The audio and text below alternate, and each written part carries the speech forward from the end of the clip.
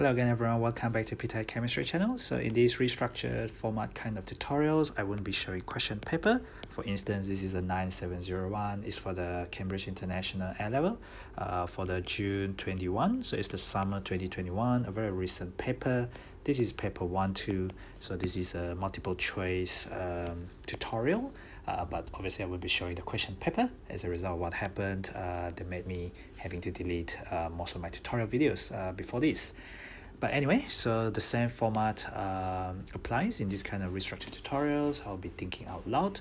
I'll be highlighting a couple of keywords. Provided you have the question paper in front of you, you should have no problem at all. Of course, if you don't have the question in front of you, then it's going to be hard for you to imagine what question it is. I'm sure given the option code, given the year and the session, as well as the variant number for the paper, you would know what I'm talking about. Okay, so there's a button on the bottom right for all the videos on YouTube. Don't forget to click that button to subscribe to the channel, and please share the channel widely with all your friends, chat group, relative, juniors, seniors, whoever else you think the channel might be useful for, or yeah, even the 14 to 16 years old students can find a lot of O-level or IGCSE level chemistry contents associated with that age group of learning chemistry. Let's get started. Question 1. So this is about Avogadro constant. So we know a lot about Avogadro constant. We know that Avogadro constant, for one, is given in the data booklet. It's 6.02 times 10 to the 23. It refers to the number of particles in 1 mole of a substance per 1 mole per mole. That means in 1 mole of the substance. How many atoms? If you're talking about atoms, it could also be how many molecules, it could also be how many ions, etc, etc. Looking through the option, so option A is about it is the mass of 1 mole of any element. It is the mass of 1 mole of any element. So what is wrong there is mass. Mass is definitely wrong, which means A cannot be the answer there. B, it is the mass for 6.02 times 10 to the 23 atoms. Again, it's talking about mass. It is not the mass, it is the number of particles in 1 mole of the substance. So whenever they talk about mass, you know that it's actually wrong already. So we're left with between C and D. C is talking about it is the number of atoms, and then they say in 1 mole of neon. Neon is a noble gas. Neon is a symbol, well, symbol N is already there. So you know it's a noble gas. So they're going to exist as single atom, meaning monoatomic, and therefore in 1 mole of neon you just have 1 mole of atoms, which means you have Avogadro's number of atoms. I'm pretty sure C is the answer there. And I'll now go on to D and think about why D is wrong. So the number of atom there again is fine. What is not fine is 1 mole, well they said 12 grams, sorry, 12 gram of any element. Now there's something very wrong with this because different element has different AR, and therefore if they have different relative atomic mass, or sometimes some of them exist as molecule, so we will be talking about MR. So yeah, I mean they could have different this amount, and therefore 12 gram meaning same mass does not mean the same mole. If you don't have the same mole of atoms, then how can you be equal to Avogadro constant, which is for 1 mole every single time? That's why D is definitely wrong. We're looking at option C as the only correct answer there. Question 2 is fairly straightforward because it's talking about first ionization energy. So you should know the definition of first ionization energy as they like to ask you in structured paper. If I'm just looking at element X, so X will go to X plus electrons. So to represent first ionization energy, this is an equation we will write like this because it is defined as the energy required. So we're looking at energy required. So just a good recap, a very good and quick recap on the definition. This is to remove 1 mole of electrons, and you are doing it from 1 mole of gaseous atom. So you see the left hand side of the equation, you have 1 mole of the gaseous atom. I like to use this term 1 mole and 1 mole because ionization energy as given for free in the data booklet is in kilojoule per mole. Per mole of what? Per mole means 1 mole of something. Okay, so what are you forming? To form 1 mole. 1 mole of what?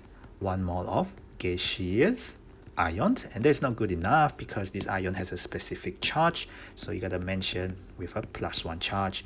That is how I like to break down the definition of ionization energy. In this case, first ionization energy, what are you doing, from what, in what state, atom or ion, what are you forming, and then what is the ion charge. Be very careful there. So example here, this is given as iodine. So we're talking about from the iodine gaseous atom to the iodine ion with a gaseous ion of the iodine with a +1 charge. So very clearly we are looking at option D.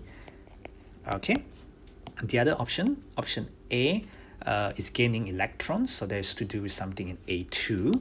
So if I look at option A, so perhaps I can actually copy this down so that I have a new page. I don't want to run out of space there.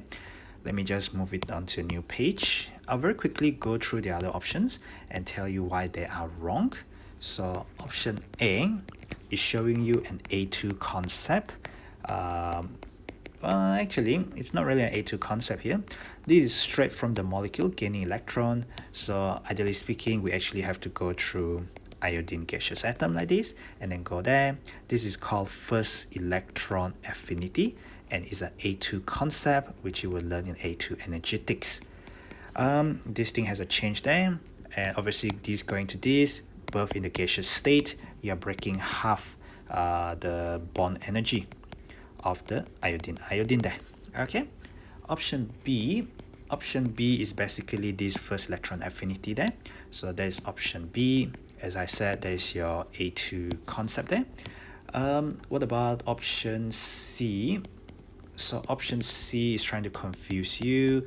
What they have done is they have produced the I plus gaseous cation, but what they haven't done is they haven't formed the gaseous atom first, and that's very important. So again, this is half times the energy of the II, and this is going to be the first electron affinity because you are going from the gaseous atom gaining 1 mole, losing 1 mole of electrons. That is not electron affinity. That is your first ionization energy. I beg your pardon. That is your first ionization energy of your iodine, and that's actually the answer that we're looking for from here to here.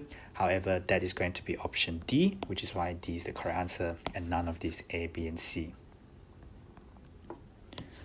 Question 3, so we are given 3 structure here, and we want to look for the lowest boiling point to the highest boiling point.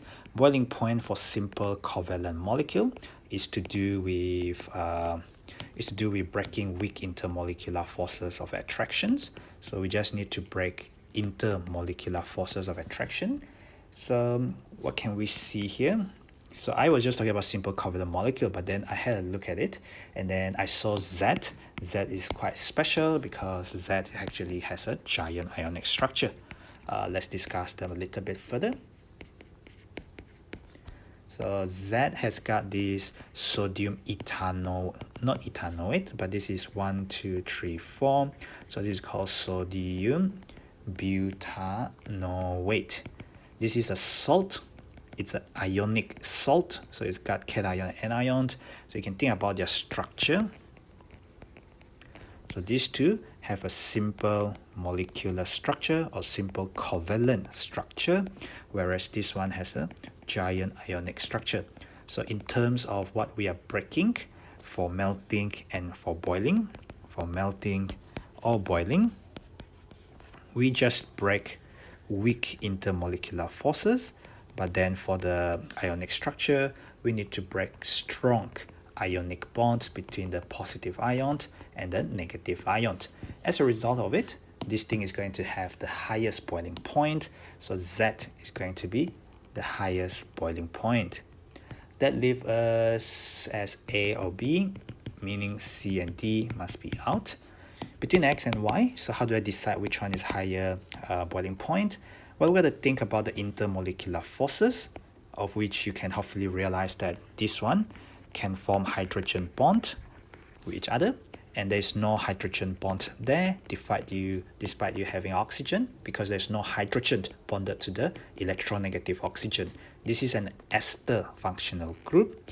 In an ester functional group, you don't have hydrogen bonded to the oxygen, so there's no hydrogen bond there.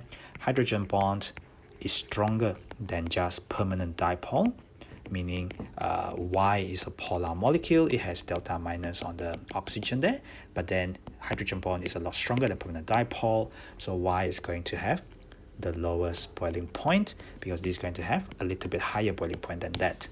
So in terms of the lowest to the highest, which one are we looking at? The highest one will be the ionic compound, which is Z, and then the lowest one will be the one that has no hydrogen bond, so there will be Y. So X comes somewhere in between, so that is Y, X, and Z, so there is option B there. Question 4 is about bond angle. So this is something called valence shell electron pair repulsion theory. I do have one tutorial video on this, so you can browse through the A-level concept tutorial video if you don't know what I'm talking about. Okay, so the way they have drawn it for you is it tends to confuse you and it tends to catch students out, students who are not paying attention to what they're supposed to know from the syllabus, because VSEPR is stated in the syllabus as something you have to master. They're drawn it as such in a way that it looks like 90 degree, and that's one of the options given there, and the way they've drawn this is in such a way that it looks like 180 degree, but you know better because you know how to count bond pair and lone pair. So count the bonding pair of electrons. So bond pair there is what I abbreviate as BP, capital B, capital P. So there is the number of sigma bond on that carbon. On this carbon there, you have 1 sigma and 1 pi. So this is a double bond, so there's 1 sigma, 1 pi. So there's 1 sigma, 2 sigma, and 3 sigma. On that carbon, there's 3 sigma, so 3 bond pair. And there's 0 lone pair because carbon form 4 bond, 1, 2, 3, and 4. So 0 lone pair there. So what happened is 3 bond pair and 0 lone pair. The 3 bond pair repel equally. You are going to get trigonal planar geometry. So this is associated with a carbon sp2 hybridization. 120 degree is going to be X. On the other hand, what is Y? If I draw this in green, so this is what I have drawn for Y. If I look carefully at that carbon there, and on that carbon I have 1 sigma, 2 sigma, and 3 sigma. So again, that carbon has got 3 sigma, so 3 bond pair. Carbon form 4 covalent bond, 1, 2, 3, and 4. So I've got no lone pair remaining. The 3 bond pair repel equally. Again, I have trigonal planar. 120 degrees is going to be the bond angle. So Y is also equal to 120 degree. So looking through the options, I can see the answer must be option C already, because there's only one option where X and Y are both 120 degree. But let's just check option C for the last one anyway. So this one, this angle here, on this carbon, there is 1, 2, 3, and 4. So there's 4 bond pair because there are 4 sigma bond. And there's 0 lone pair because carbon form 4 bond, and here you see 1, 2, 3, and 4. So you use all the electrons for bonding, you're going to get a tetrahedral geometry. This is associated with carbon sp3 hybridization, and there's 109 degree, which is equal to this bond angle Z there, which means option C is entirely correct. But I could have gotten this by knowing this and this, and they would have gotten me the correct answer straight away. Question 5 is about ideal gas calculation. So I have 2 flasks and I have them connected. I think that is not very well drawn, but I have a valve. I can connect them like this. If I have flask Q and flask R, so this is 5 dm cube, flask Q, and I have 12 kilopascal. Flask R, I have 10 dm cubes, so obviously bigger volume. I have just not drawn it very big in size. Anyway, so now what happened is you combine these two together. Let me see if I can combine them together like this, and then I can remove that middle thing so that they are connected. So this is connected. So this means the volume is no longer 5 dm cube, the volume is no longer 10 dm cube, the total volume, the V total, is going to be 5 plus 10, which is 15 dm cube. Gas occupies the volume of the container. So what happened with the pressure is, I don't know what happened with the total pressure. The total pressure will change. And that's what they want us to find, what is going to be the total pressure after this. So we know PV equal to constant because that is constant at constant temperature. So this is your Boyle's law. You learn this is as part of the gas law, and you also learn this in physics as well. So what happened is P1 V1 plus the P2 V2, this is before, is equal to the P total V total. So PV equal to constant, so P times V, so 12 kilopascal times 5 dm cube plus 6 kilopascal times 10 dm cube equal to the P total, which I want to find, and then the V total is going to be 15. I have used 15 dm cube, and I have used the volume there, which is 5 dm cube and 10 dm cube in this question. So that is in dm cube, that is in dm cube, and the unit of the pressure is kilopascal, and that's kilopascal, which means this P total must be kilopascal. So when you think about the meaning of the term equal, that will make sense to you. So 12 times 5 under my calculator is 60 plus 6 times 10, which is 60. I get 120 equal to 15 times P total, or P total times 15. So P total is 120 over 15. Don't forget the unit will be kilopascal.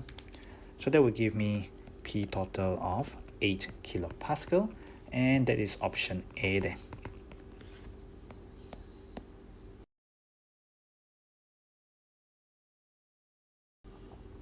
Question 6 is about states of matter, but also a little bit about structure and bonding as well. So states of matter is solid, liquid, and gas is from your year 9 O-level or IGCSE level chemistry.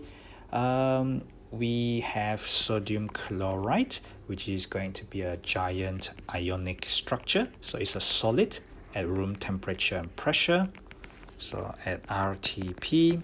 And then water is going to be simple covalent molecule, simple covalent or simple molecular. I guess I can write covalent, or you can write simple molecular.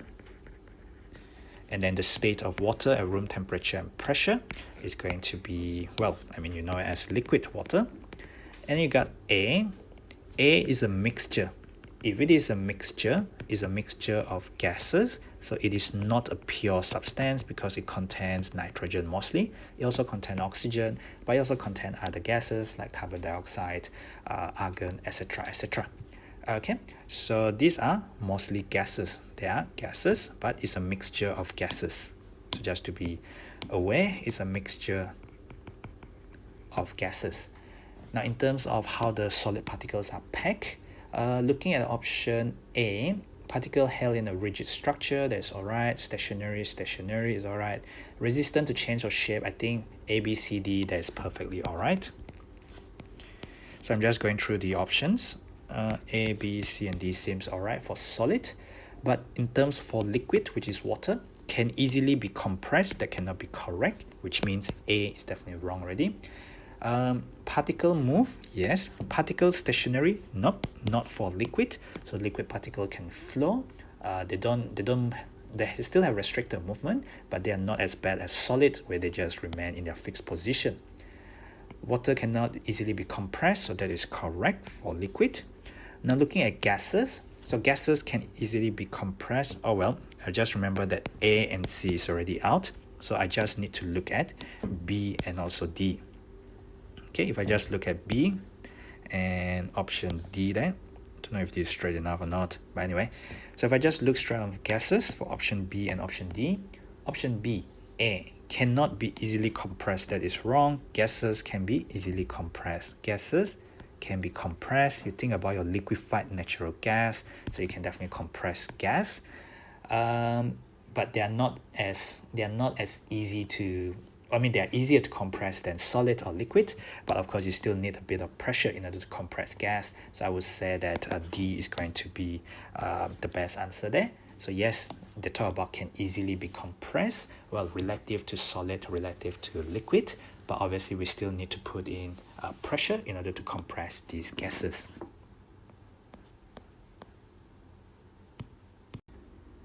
Question 7, so we are given this energy profile diagram. So one of them is a single hump, the other one is a double hump reaction profile diagram. So let me just try and draw the double hump one first. So like that, and then like that, something like that. Anyway, so what do we have? We have N2 gas plus 3H2 gas, reversible reactions, 2NH3 gas. So this is just your Haber process, which are reversible. But the question specifically asks for decomposition of NH3. So decomposition of NH3 means the reverse reaction. So we are going to go from right to left. So we are looking at reverse reactions. So that means whatever we're looking at is not for the forward reaction. So this is N2 plus 3H2 on the graph. This is 2NH3. I can tell you that if there is reverse reaction, so that means A and B must be out, because A is going for the forward reaction, B is going for the forward reaction. So we're looking at C and D. So between C and D, so this is your starting point for your NH3. For your forward reaction, this is your first step. But for your backward reaction, this is your first step, because you're going this way. You are trying to go this way as your reaction coordinate. Reaction coordinate for backward or the reverse reaction, which, you know, the decomposition of that NH3 is actually going backward. So that pathway there, from the start to the first hump there, to the peak on the first hump, that is actually option D, and that has to be our answer for the activation energy of the catalyzed, catalyzed reaction and backward, because we are looking at the catalyzed reaction, so we're looking at the multi-hump energy profile diagram rather than the other one, which is the one that goes all the way high up there. And this is one is for the uncatalyzed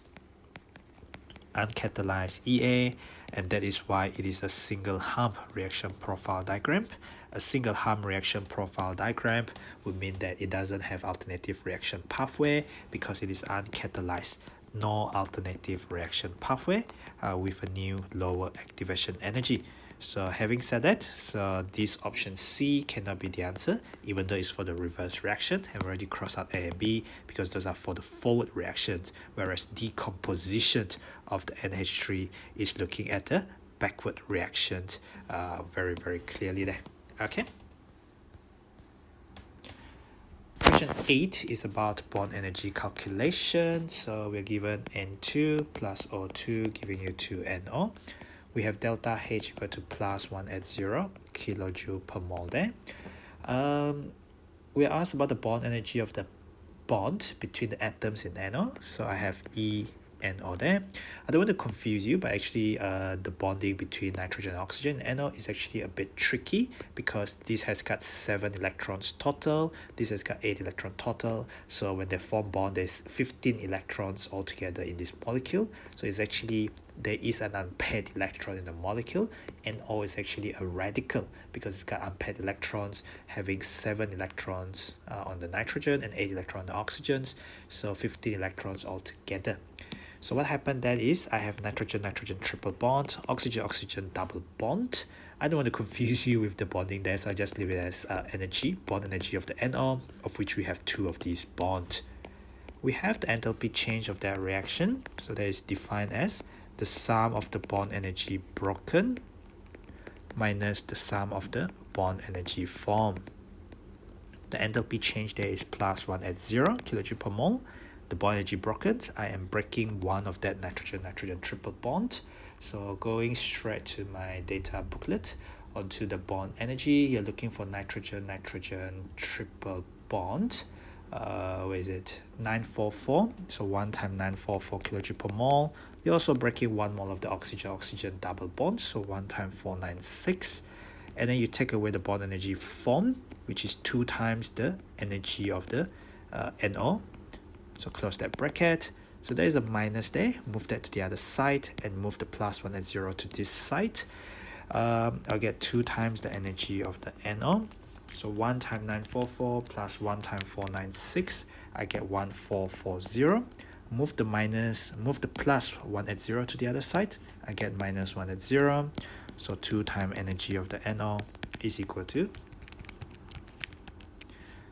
plus 1260. So bond energy is always endothermic because you are is the energy required to break 1 mole of the covalent bond into gaseous atom.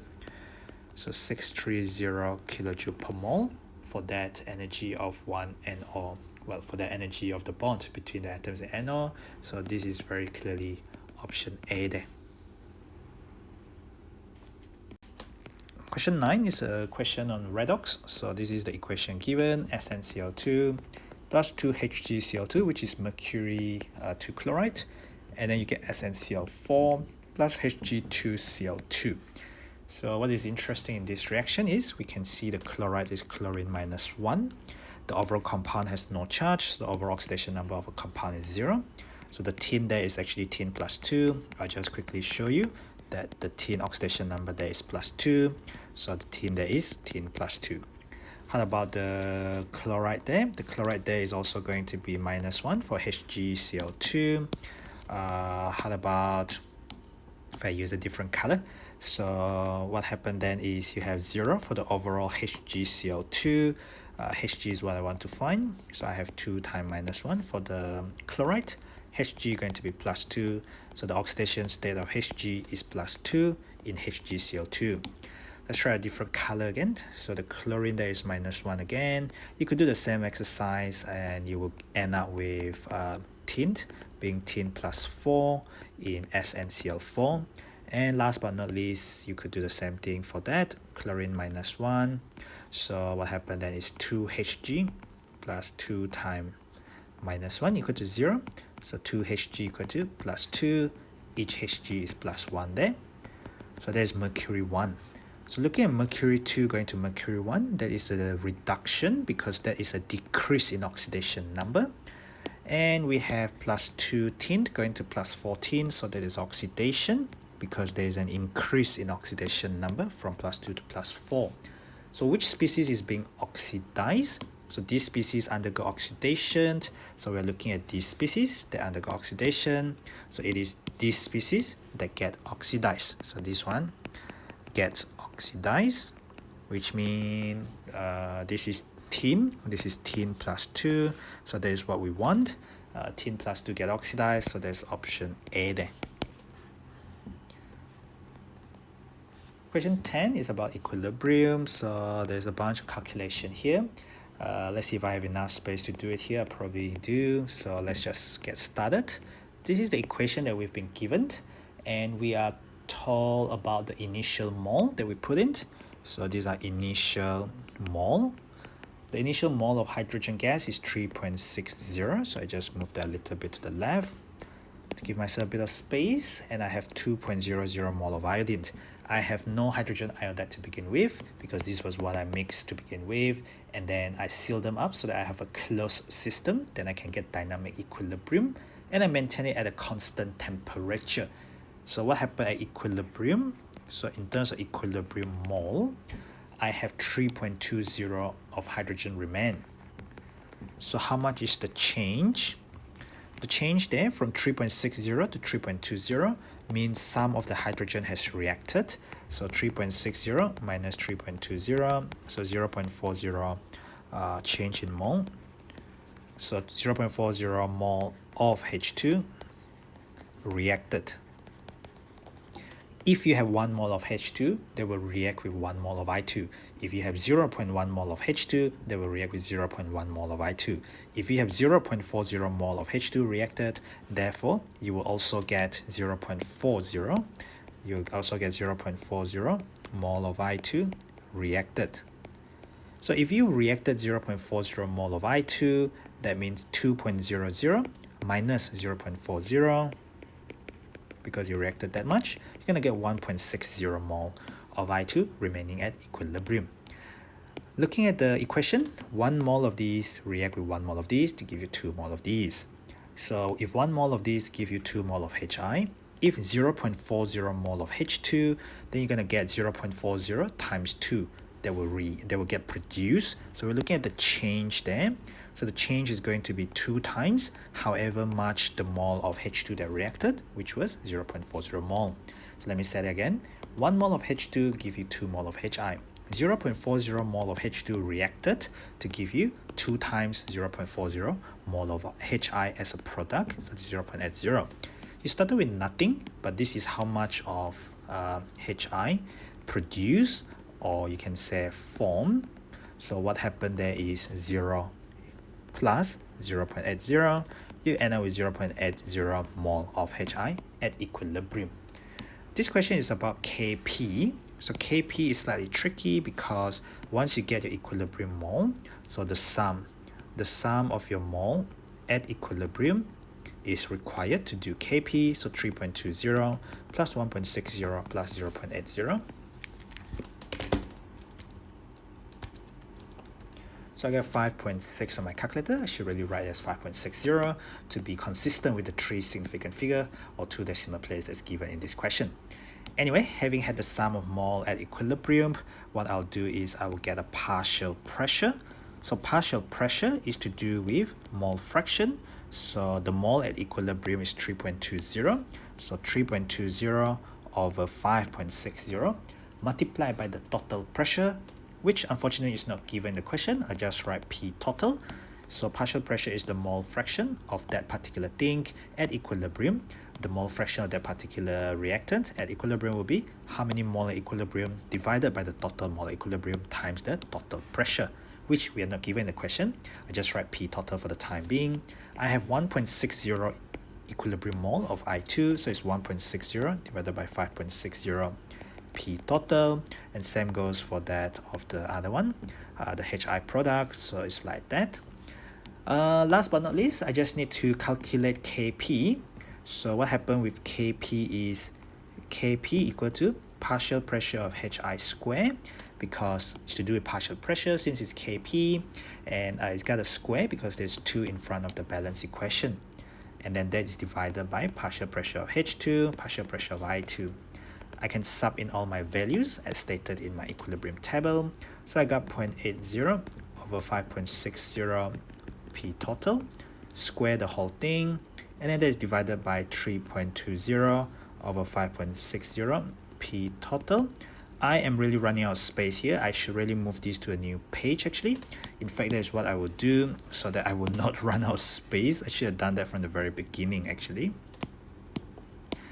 Okay, see, with all that space, now I can do a lot more things rather than cramming myself and trying to find all the space I need. Yeah, so what happened is I also have another thing at the bottom there, obviously. So that is to do with this partial pressure of the I2 as well. So it's 1.60 over 5.60 P total. Both of these are to the power 1 as per the expression which I've gotten previously. I hope that you can see that you're just going to get 0.80 square over 3.20 multiplied by 1.60, because I hope you can see that the P total square over the P total and P total get cancelled out, and then you get the 1 over 5.60 square cancel out with 1 over 5.60 and 1.60. Okay, so that and that square cancel out, so I don't really have to have any other expression apart from what I'm showing here. So what you get is 0.80 square and divided by 3.2 divided by 1.6, I get 0.125, and this is option B. So ultimately, we don't really need the total pressure, but in order to get to this partial pressure, I need to put a variable there, because by right it's not just mole fraction, and by right they don't always cancel out, so you gotta think about what is sensible and what is not sensible going forward.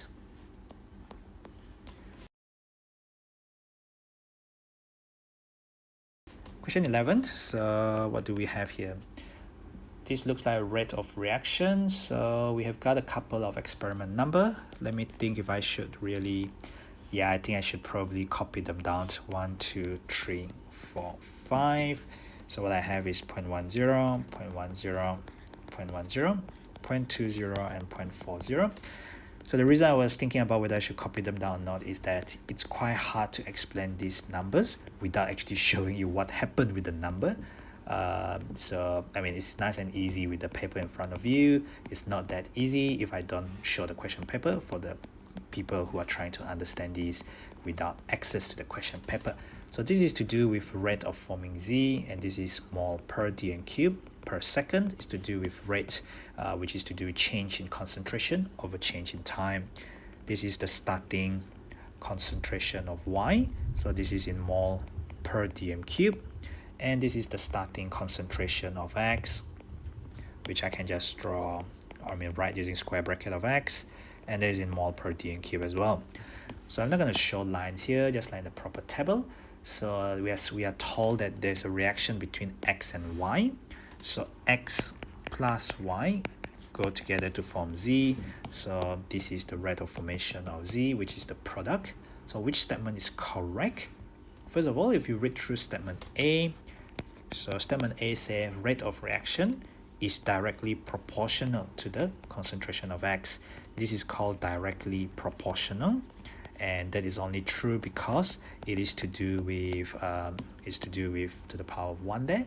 So let's have a look at these things. So we are looking at only X, which means we don't want the Y to change. So look for the Y that is the same. So here Y is the same. So this is for option A. What happened is when you double the concentration, of X, so this is X, when you double the concentration of X for constant concentration of Y, what happened to the rate? The rate is the same. So changing the concentration, so doubling concentration of X when concentration of Y is constant has no effect on rate. If that is true, has no effect on the rate, this means this relationship A must be wrong because they are not directly proportional at all. They just have no effect on the rate by changing concentration of X here when Y has a same concentration. So moving on to statement B, the rate is directly proportional to the concentration of Y there. Okay, so I want the X to be the same, so I can see the X is the same there. So concentration of X is the same for all these three. So what happened there is, let me just go from 0.10 to 0.20. So concentration of Y doubles when the concentration of X is the same. I can see that rate increases by 4 times. So let me see. That is not exactly directly proportional because at constant concentration of X, so I was comparing experiment 1 and 2, when your Y doubles, when your Y concentration doubles, the rate increases by 4 times. As you could see what I did there, at concentration of X being the same, when I double this concentration from 0.10 to 0.20 by multiplying by 2, this will get multiplied by 4. So directly proportional would mean that they are to the power of 1 there. So if this is not to the power of 1, when it increased by 4, what this actually means is therefore the rate is actually directly proportional to Y squared. This is my conclusion. And they said directly proportional. Directly proportional. What am I talking about? Directly proportional would mean a linear relationship, and that is not true. It is not one. See the evidence, see the data which I've just talked about. So B is there to try and trick you because it is not directly proportional. Based on this thing, it's not directly proportional. So B is wrong there. Looking at C and D, based on what I've said earlier, so changing concentration of X has no effect on the rate. So I can also say that option C is actually correct because changing the concentration of X does not affect the rate. So the rate of the reaction for option C, the rate of reaction is not affected by changing concentration of X. So that must be correct. Whereas D must be wrong because changing the concentration of Y will have an effect on the rate. The rate is affected by the concentration of reagent Y, but it's just not direct proportion relationship. It's a square relationship there. Okay, so a bit tricky to read around the statement, but option C is definitely correct based on what I've already explained much earlier. Question 12 is about period 3 chloride. So I have SiCl4. When I add it to water, I will get hydrolysis. I'll get SiO2 and I'll get HCl. Balancing the equation, I got 4 chlorine there, so I need 4 HCl. I have 4 hydrogen there, so I need 2 H2O. I have 2 oxygen there, balance out with the 2 oxygen. So what would describe the mixture that you get at the end? Well, you are supposed to get a white solid. Maybe I should use a different color perhaps. So that is a white solid. And this is a very exothermic reaction as you are forming many strong covalent bonds within the giant molecular structure, the giant covalent structure network, because these are simple molecular. Suddenly you're forming a giant molecular structure which has a lot of strong covalent bond. Very, very, very exothermic. The HCl is going to be given out as a steamy white fumes. So these are strong acid as well, by the way. So their pH is going to be around pH 2, pH 1, like that. But of course, SiO2 is insoluble in water, so you will also see a white solid being formed. So we do get a white precipitate. So this is your white precipitate, which means it could be B or D. A and C is definitely wrong because they say no precipitate. So this is wrong. And this is a strong acid, so you're going to get acidic solution. pH is much lesser than 7. It's in fact the pH is around 1 or 2.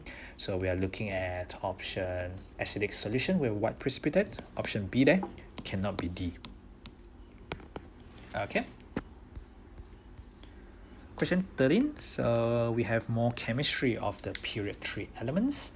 So looking at the first information, so they say the oxide of L is a solid at room temperature and pressure.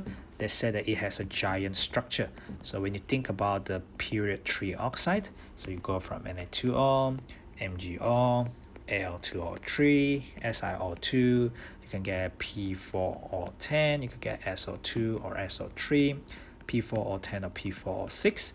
I can ignore them altogether because what happened is both of them, well actually the oxide of phosphorus and sulfur, they have simple molecular structure, or you can say simple covalent structure, so not giant. If they are not giant, so I can cross out L being P or S. So I can't cross out anything yet, can I? Nope, I can't yet, but I know L cannot be phosphorus or sulfur because the oxide doesn't have a giant structure. So the oxide of L, so L could be either of these elements in the third period. Let's go through the second information. The chloride of L, no reaction with water. So no hydrolysis at all. So even magnesium chloride to get hydrolyzed, even MgCl2 undergo partial hydrolysis, and MgCl2 will give you like pH 6.5 because it does get partially hydrolyzed. It just doesn't want to get hydrolyzed that much. But the only one that doesn't get hydrolyzed at all, no reaction, would suggest that we're looking at NaCl. This suggests that L equal to Na. So I've just gotten our first conclusion here, L equal to Na. So we're looking at Na2O after we got L equal to Na here. Now there's something with sodium. In fact, I don't need to check the last one already. So something with sodium must mean that I'm looking at option C. So I already gotten my answer there. But let me just check the last information. They say argon is the only element with a lower melting point than M. So M is the other element. If I very quickly just sketch out the melting point across the third period, just like you would be able to do freehand. So sodium, magnesium, aluminium. And then suddenly it goes all the way high up to silicon. And then it drops all the way down to phosphorus, which is P4. Goes all the way up slightly, S8. And then go down, which is going to CO2, and then it will go to argon. So it has to be chlorine there because there's only one other element with a lower melting point than this element. So M, it has to be chlorine, and that support our answer being C because we already identified sodium as the other metal, as the other element, and combine or couple with chlorine, sodium chloride, chlorine melting point matches the trend, which is argon being the only other element with a lower melting point than that chlorine. So option C there for question 13. Question 14, so we're trying to reduce Now we're trying to reduce acidity. Yes, reduce soil acidity. When you want to reduce soil acidity, it means you want to make it less acidic. And that is exactly why this question is a bit confusing. So pH 5.5 to become pH 6.0. So what could you use in order to raise the pH of acidic soil? So I can cross out D. D is calcium nitrate. Calcium nitrate is just a neutral salt, so it doesn't do anything to raise the pH at all. I can also cross out B. B is just ammonium nitrate. It's also a neutral salt, so it doesn't really do much in terms of causing the alkalinity in order to increase or decrease. As a matter of fact, I can also cross out A because there's also a neutral salt, and which means I'm left with calcium hydroxide, which of course is alkaline. So calcium hydroxide is alkaline, and you can also call it basic, so it will neutralize soil acidity. And this is exactly as stated in the syllabus. We use calcium hydroxide, we use quicklime, we use slackline, or sometimes we even use calcium carbonate, anything that can react with the acid in the soil in order to give you slightly higher pH, which means slightly less acidic pH. So we're looking at option C as the only correct answer there. Question 15 is about group 2 chemistry. So we have anhydrous compound of group 2 element. So if Z is anhydrous compound, there is no water of crystallization, but Z undergoes thermal decomposition, which is this delta. It represents heat, and you get two different gases. Remember earlier we said it is anhydrous. Anhydrous means no water of crystallization. If you don't have water of crystallization, you cannot kick out steam or anything because you don't have any water of crystallization. But here, when you heat it, the anhydrous solid, you get two different gases plus whatever solid. The two different gases suggest that, therefore, Z is nitrate. It cannot be the carbonate, because if you have carbonate, MCO3 would just give you MO plus CO2, which is only one gaseous product.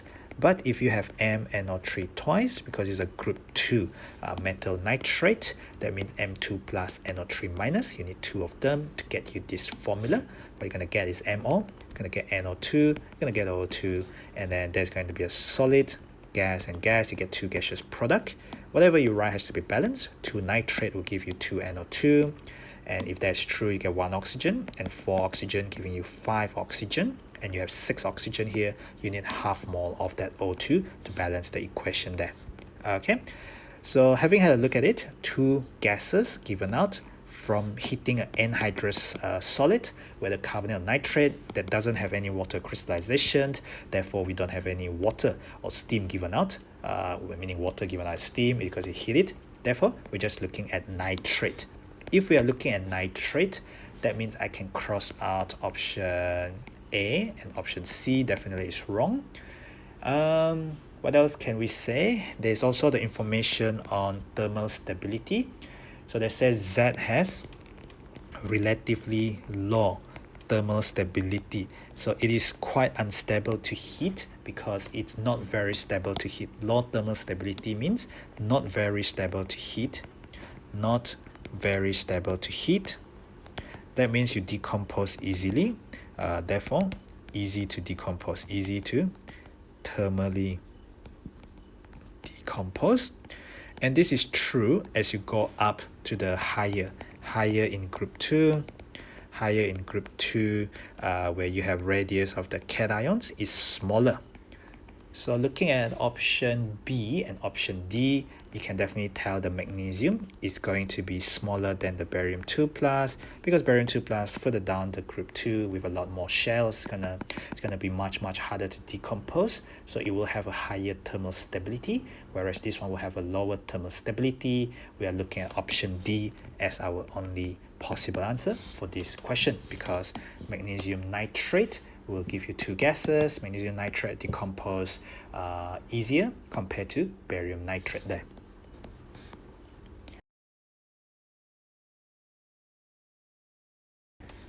Question 16, we're looking at oxidation of a halide ion. They say both both must be result in oxidation, and this is oxidation of the halide ion. Halide refer to the group 17th ion there. Looking at mixture 1, if I look at option A, I can tell you that in mixture 1, that is not going to be redox, because this is a classic precipitation reaction. If you have AgNO3 plus NaCl, these are aqueous and aqueous, they will give you the insoluble precipitate of silver chloride, and they will also exchange the ion to give you NaNO3, which remains soluble. This is precipitation, and you can very famously write the ionic equation, Ag plus aqueous plus Cl minus aqueous, giving you AgCl precipitate. So this is the ionic equation for that particular precipitation reactions. So obviously A cannot be correct there. Okay, so how about option B there? So option B, I can spot something which cannot be the case. Option B, mixture number 2 is not redox. And the only reason I know it is because we know about group 17 chemistry, we know about oxidizing power of the halogen. The halogen being X2 like this. Chlorine is a stronger oxidizing agent than bromine than iodine. So where does consulfuric acid lies? It lies somewhere in between that oxidizing power of the chlorine and the bromine. That means consulfuric acid is a stronger, it's a weaker oxidizing agent than Cl2. So consulfuric acid cannot oxidize Cl minus to Cl2. So there will be no redox reaction at all between these and the HCl. There will just be it will just stop at being an acid-base reaction instead of going further to redox. So I can spot that in mixture 2 being incorrect already. How about option C? Option C, what do we have? First of all, we have chlorine and NaBr. Chlorine is a stronger oxidizing agent than Br2. So mixture 1 will definitely lead to a redox reaction. So Cl2 plus Br minus, or from the NaBr, you get Cl minus plus Br2. And I'm just balancing the equation. You could use 2 NaBr or 2 NaCl. This is definitely a redox reaction, and is consistent with this strength of oxidizing power of the halogen. On to the next one. If we have, what is that reaction there? This mixture 2 is a CH3. Okay, I think I see it. CH3, CHBr, and CH3. CH3, CHBr, CH3. I love skeletal formula, and you should learn to love it as well if you want to do well for your A-level chemistry, because, well, you know, it's one of the fastest way, elegant and clean and very, very fast in order to, you know, think about what is happening. This is NaOH in ethanol. If you reflux this, you're going to get elimination. In this elimination reaction, you're gonna eliminate to give you an alkene, and you will get HBr, not HBr, you will get NaBr, because there's the Na plus, the Br minus coming off, and the OH minus will take away the H there from one of these carbons, or the other carbon opposite to that carbon of the halogen. So what you will get also is plus H2O. So in this elimination reaction, are we thinking about redox of the halide ion? Not really, because if you think about the halide ion, the bromine there is -1. The bromine there is in a compound is also -1. So bromine -1, this is not redox. This is in mixture number 2, is not redox, which means our answer must be option D, because A, B, C are wrong. And we can see that Br2 can oxidize I minus to I2, because Br2 is a stronger oxidizing agent than I2. So Br2 can oxidize I minus to I2 in mixture 1 for option D. In mixture 2, consulfuric acid is a stronger oxidizing agent than Br2. So consulfuric acid can oxidize Br minus in the sodium bromide to give you Br2 as your product. So, you know, mixture 1, yes, redox. Mixture 2, yes, redox. So, you know, as explained previously, D must be the answer, where both the halide ion undergoes redox reaction. Question 17. So this is about the classic disproportionation. but this is about chlorine disproportionating in water. You are going to get HCl as well as HClO, and this is chlorine 0, this is chlorine -1, this is chlorine +1, as the hydrogen there is +1, and the chlorine is what you want to find. The oxygen in the compound is -2, the overall compound has no charge, is 0 oxidation number, so the chlorine there is +2 -1, the chlorine there is +1 there.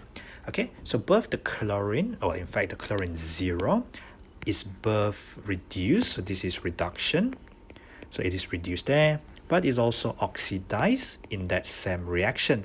So this is a classic disproportionation, because one species is both oxidized and reduced in the same reaction. What you can say is these are acidic, and this acidic environment will kill microorganisms, including harmful bacteria, which live in drinking water, or purifying those water, as well as killing all those microorganisms in swimming pool. So it's going to be the ClO- that actually does it, because this is what you call bleach. So that is active ingredient in bleach. So we are looking at ClO- and not the Cl-, because if Cl- does kill the bacteria, then sodium chloride contains Cl-. We could have just used sodium chloride to kill bacteria, but we don't. We still use bleach in order to kill bacteria and disinfect entirely, especially in this era where we are living and surviving with COVID around us. Question 18, this is about the environmental issue of uncontrolled use of nitrate fertilizer. So too much use of nitrate fertilizer. As we know, nitrates are very soluble in water. So what happens is when it rains pretty heavily, these nitrate fertilizers can get washed down into the river water, and this will eventually lead to uncontrolled growth. So uncontrolled growth of algae on the surface, on the river surface. So what happens is this will block sunlight, and when you block sunlight, you will prevent photosynthesis for the aquatic plant. When you prevent photosynthesis, aquatic plant die, and when aquatic plant die, there will be no photosynthesis, less oxygen for the aquatic animal. And when there is not enough oxygen for the aquatic animals die, blah blah blah blah blah. So I already reached the idea there. So that thing there is definitely option B. It's just one of the many points in this particular essay which you're supposed to prepare for on eutrophication. So this term is eutrophication. You should be able to prepare an essay describing all of these in a 2 to 3 or sometimes 4 marks essay in a structured paper setting. Question 19. So I think I've seen this question before, but anyway, doesn't matter. What do we have here? We have NH4 twice sulfite going to NH3 plus NH4SH. This is aqueous. Does that matter? Aqueous and aqueous. So ammonium sulfide dissolved in water to give you an orange alkaline solution. When you add sodium hydroxide, you get a gas. So this solution, when you add sodium hydroxide to it, you get a gas X. When you add HCl to a separate portion, you get another gas Y. Okay, let's see what's going on. So first of all, this is equilibrium. This is ammonia. So don't forget that ammonia also exists as another equilibrium. Ammonia reacts with water to give you NH4 plus and OH minus, because NH3 is a weak base. So it dissociates partially or ionizes partially in water to give you OH minus ions. So they're telling us when you add OH minus, when you add NaOH, this means OH minus concentration increase. When this OH minus increase in concentration, what would this equilibrium do? It will want to try and react more of this OH minus. That means it will shift this equilibrium to the left. So therefore, the second equilibrium shift to the left to try and react more OH minus. So this equilibrium try to remove the OH minus, try to decrease the concentration of OH minus by reacting more of it with this. So it will shift backward and it will give you more ammonia. So therefore, give more ammonia. And of course, when ammonia increase in concentration, suppose when ammonia increase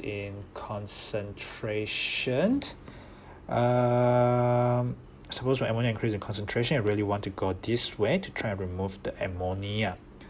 But anyway, regardless, ammonium here and ammonium here will definitely react with hydroxide to give you more ammonia. So we're looking at X is equal to NH3. So we're looking at C or D. So A and B must be wrong there. So on to option 2. So what do I have in option 2? Well, I mean the second observation. When I add HCl, what will the HCl do? So none of these actually contain H plus ion or Cl minus ion, but HCl is acid, so the concentration of H plus increases.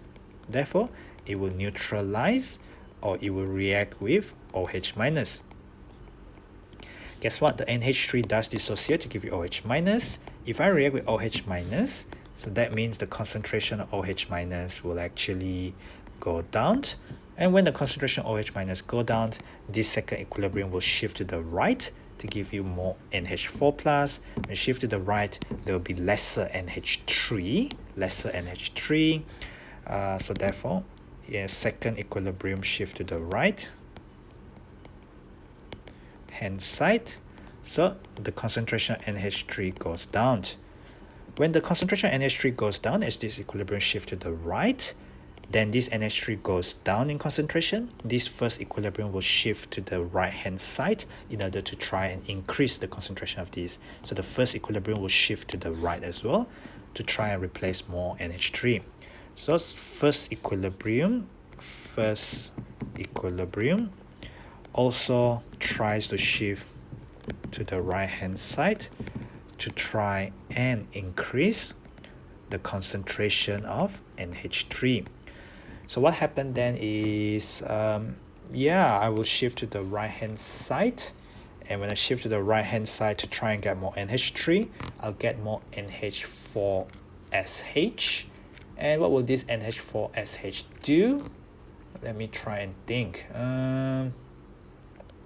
I guess when you try to shift it this way, the NH4SH can dissociate to give you more NH3 to try and replace the NH3 that has gone to the right hand side there.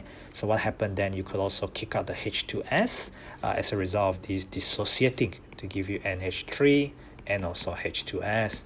So when you get more NH4SH, you get more NH3 and H2S. So that means Y must be equal to H2S. So going back to C and D, so D has got Y as NH3, where C has got Y equal to H2S. So we're looking at option C. That must be the answer there. Question 20 is about identifying the chiral carbon. So I really hate drawing big molecule like this, but anyway, it's hard to do this kind of question without actually drawing. So I think I'll make an effort to draw this as best as I can. So bear with me. Nope, that way. Bend a little bit and then go that way, and then this way, go that way. What else? That goes there. There's alkene. That goes there. And I want to try and relate that a bit better.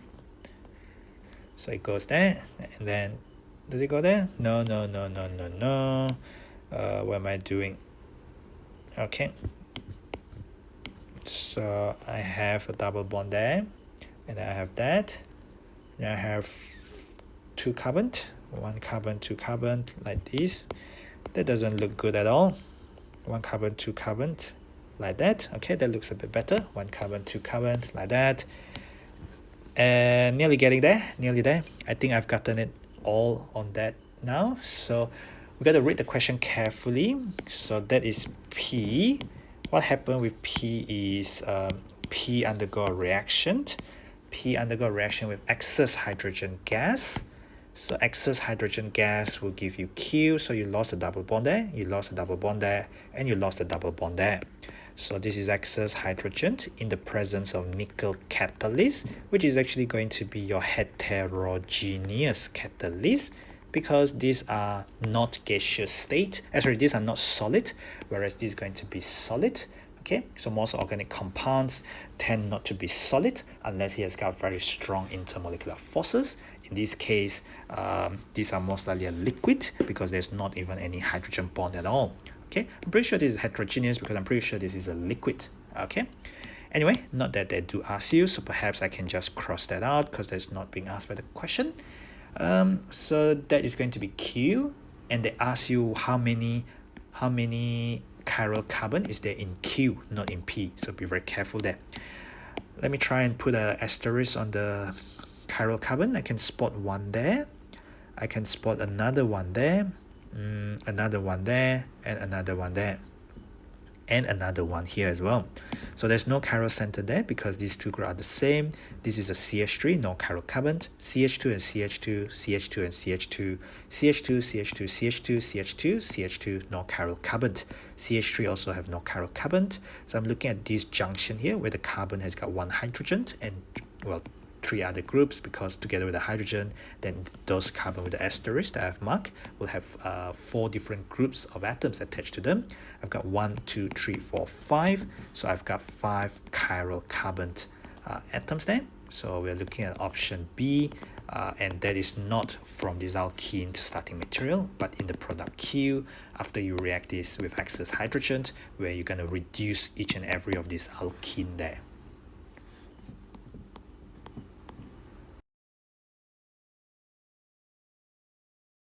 Question 21 looks a lot more complicated, but what I'll do is I will try not to draw the entire things.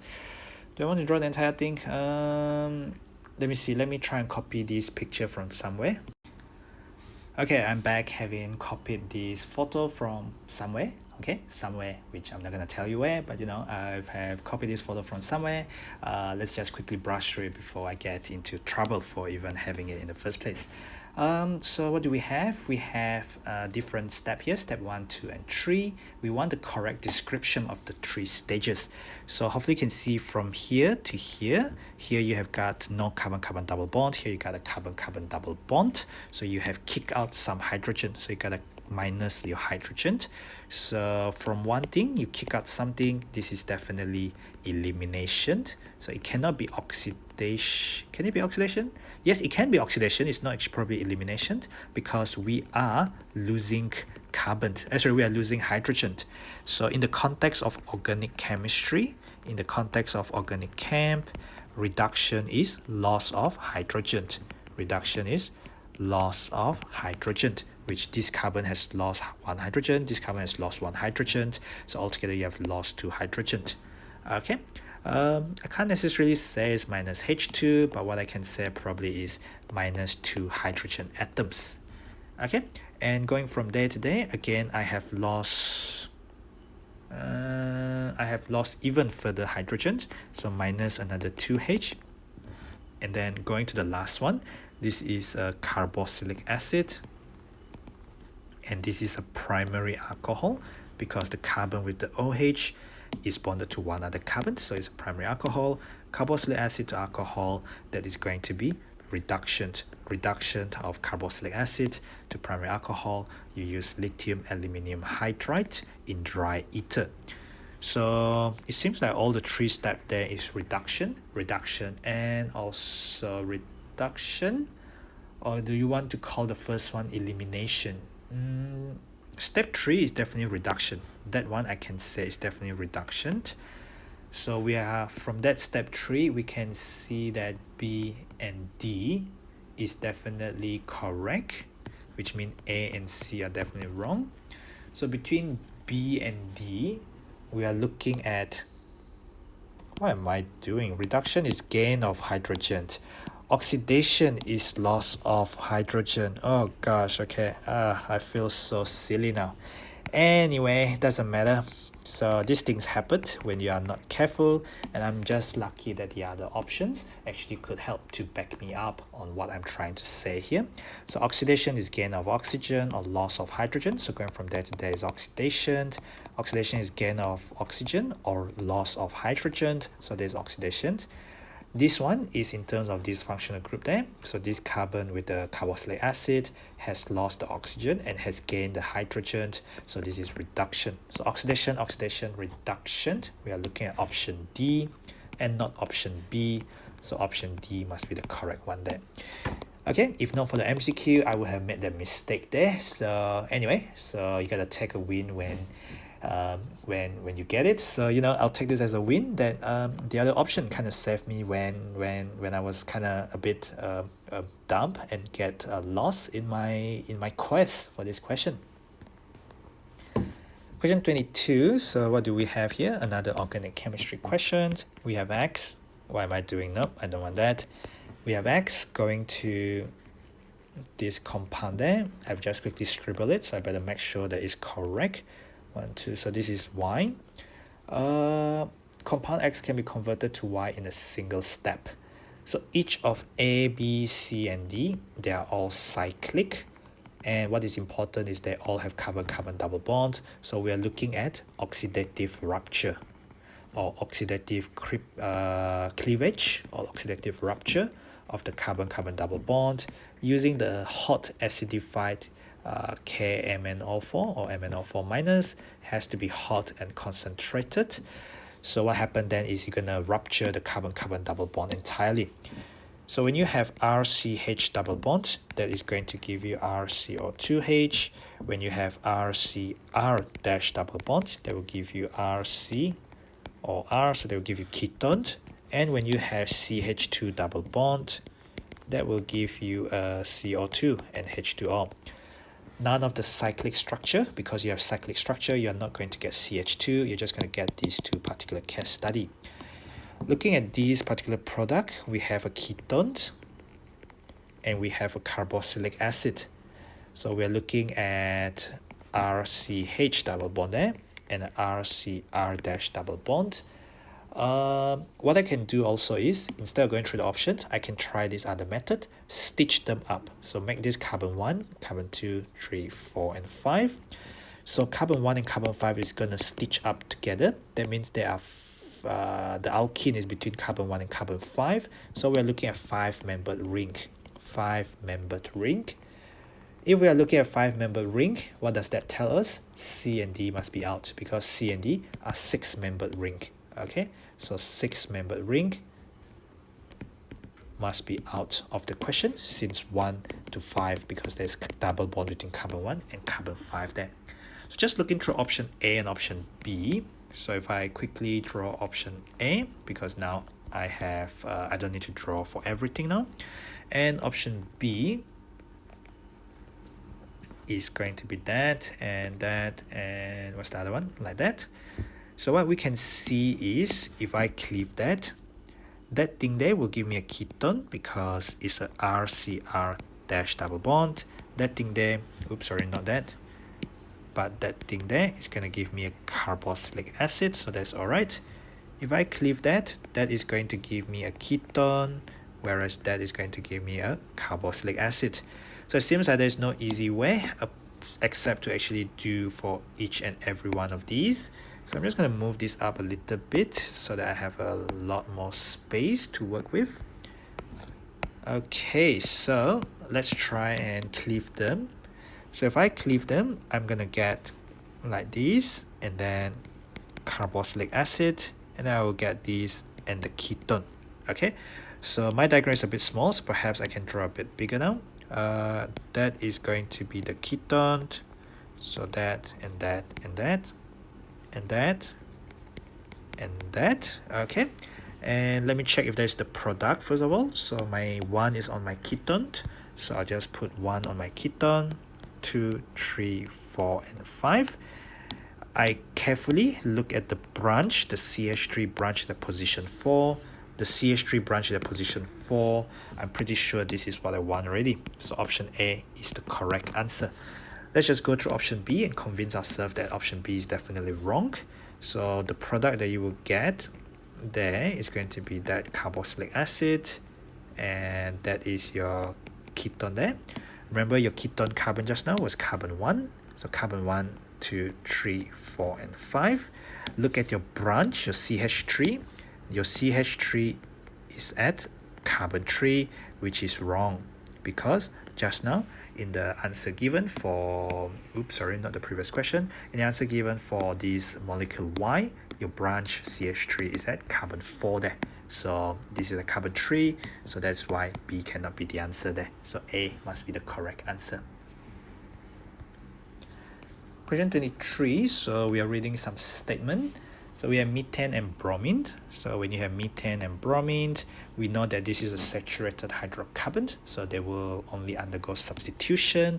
In this case, you get free radical substitution reaction. So P and Q are involved in the reaction mechanism. So what could be P and Q? Well, in a free radical substitution reaction, you never ever get this, never ever obtained. So you never ever get hydrogen radicals, and that means option A is definitely wrong. Big no. Okay.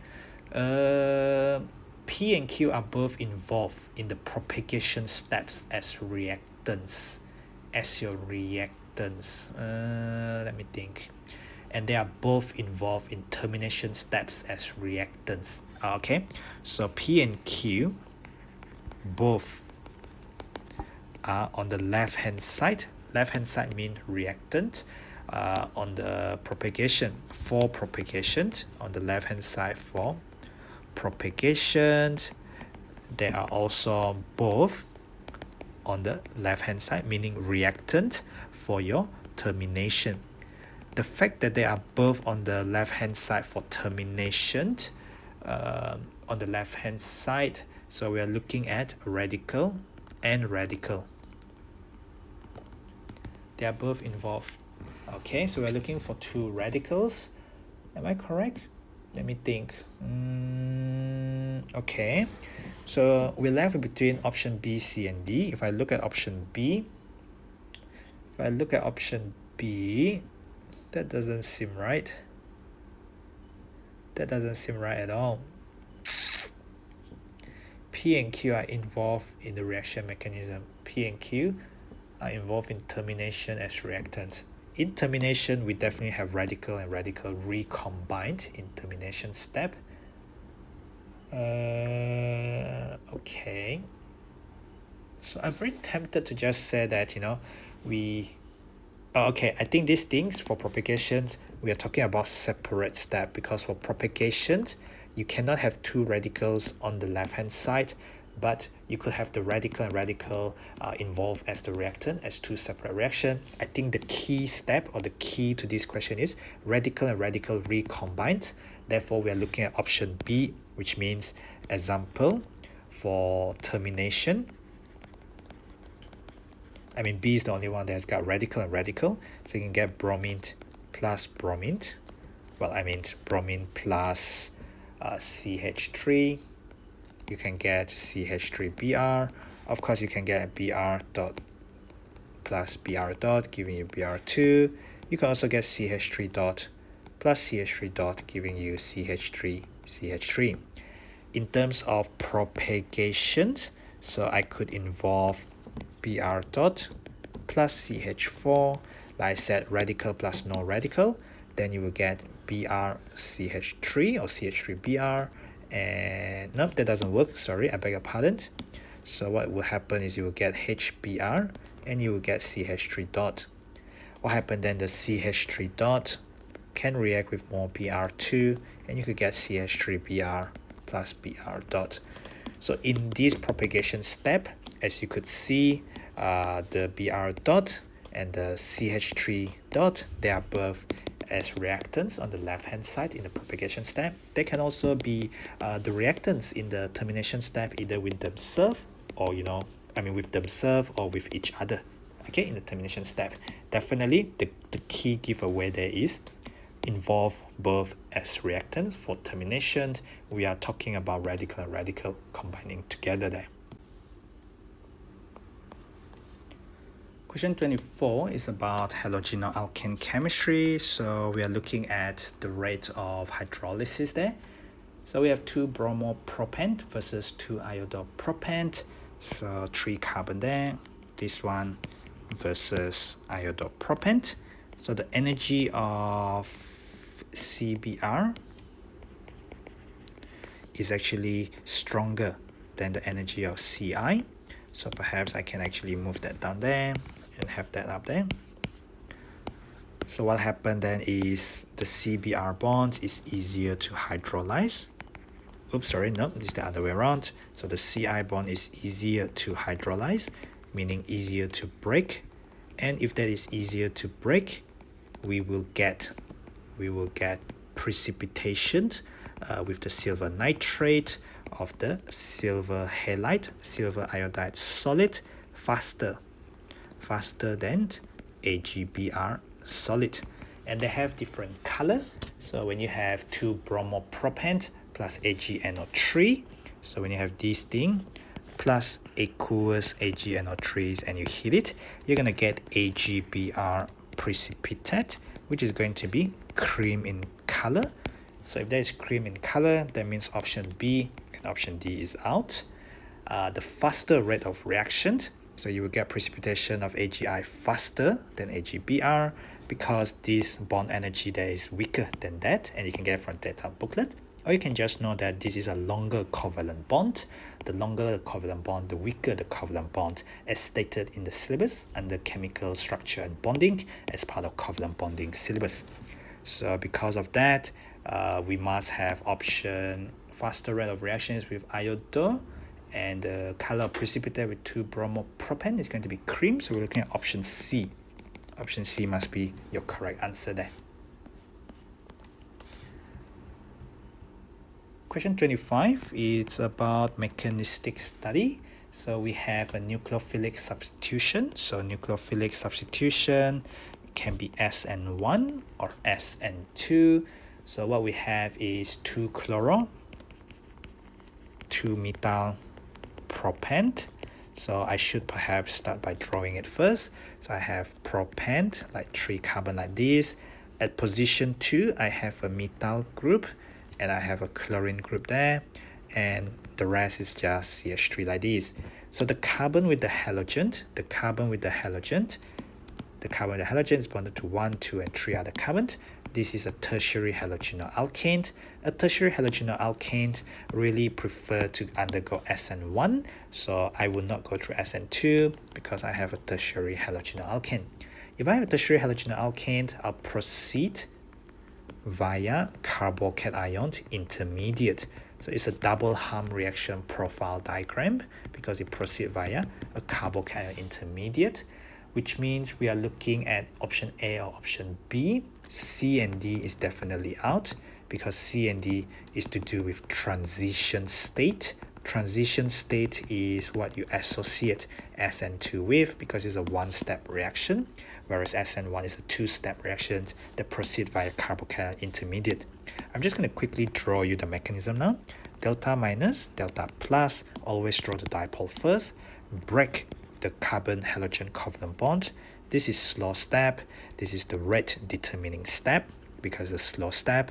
So what happened then is you're going to get this tertiary carbocation. The carbon with the positive charge is bonded to 1, 2, and 3 other carbons. So that's why it's called tertiary halogenal alkane. This is step 1. You also kick out the Cl minus.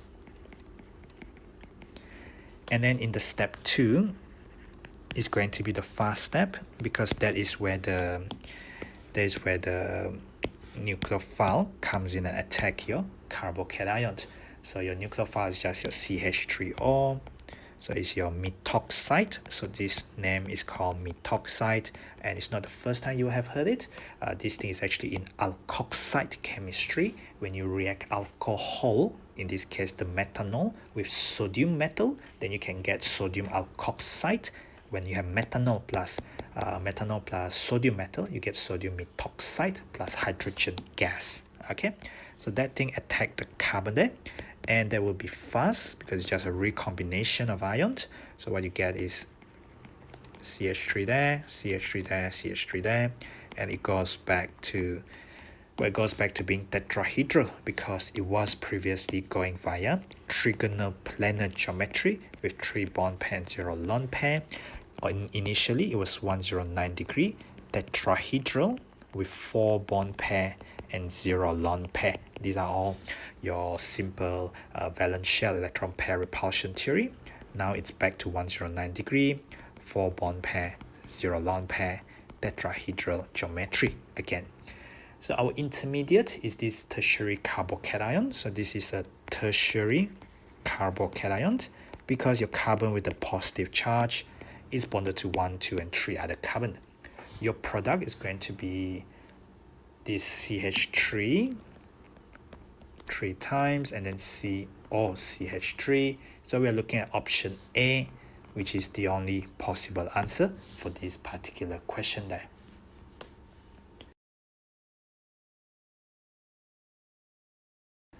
Question 26, we started out by talking about alcohol X.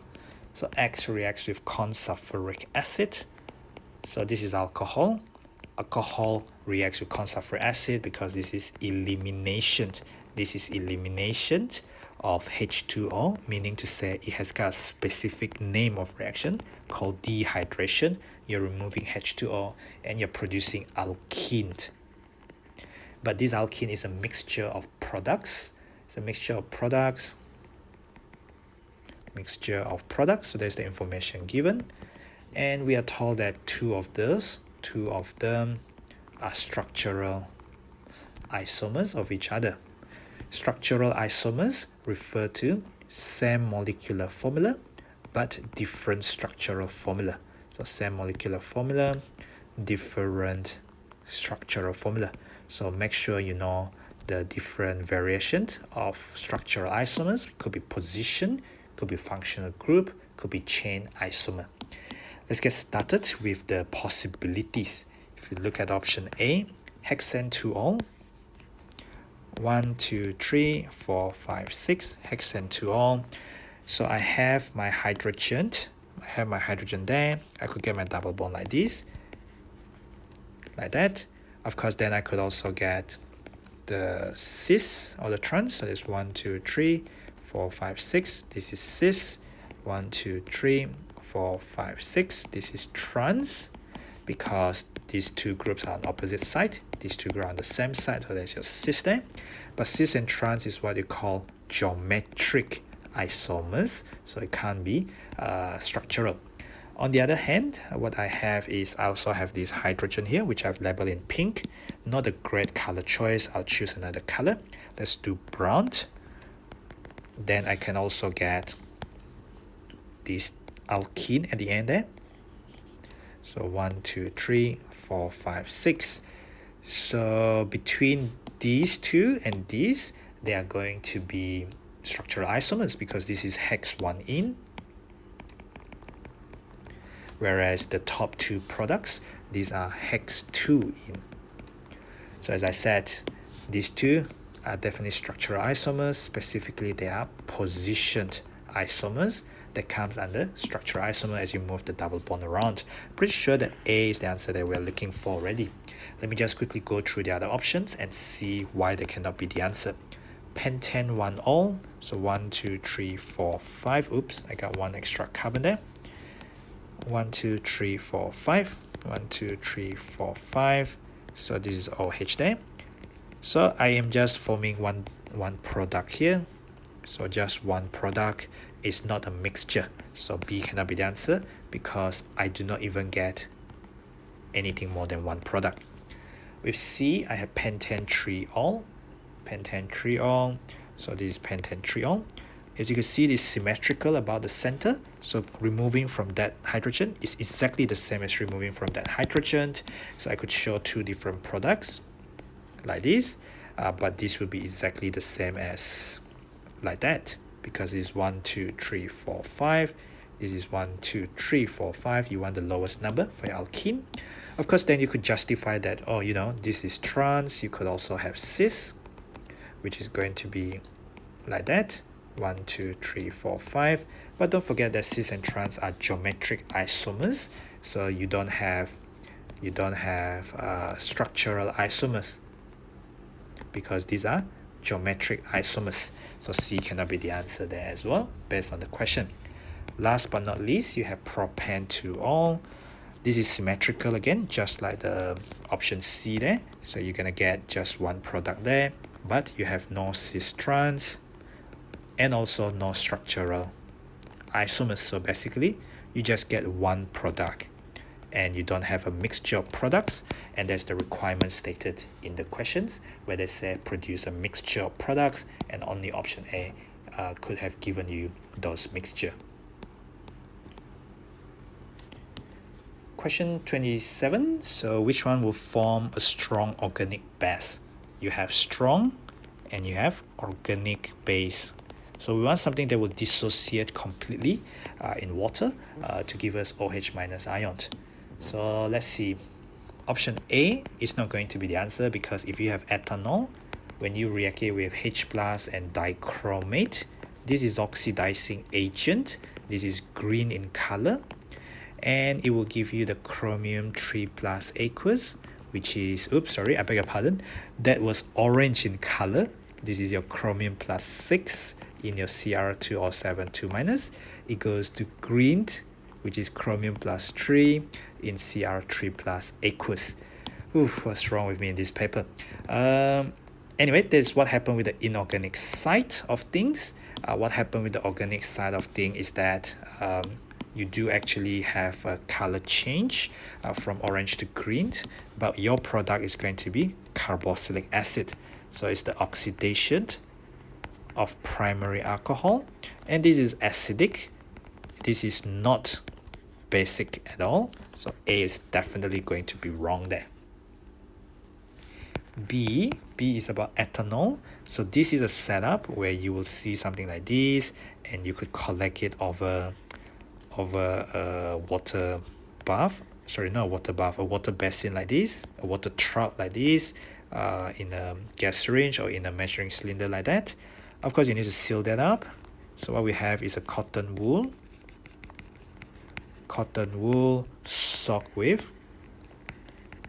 the alcohol.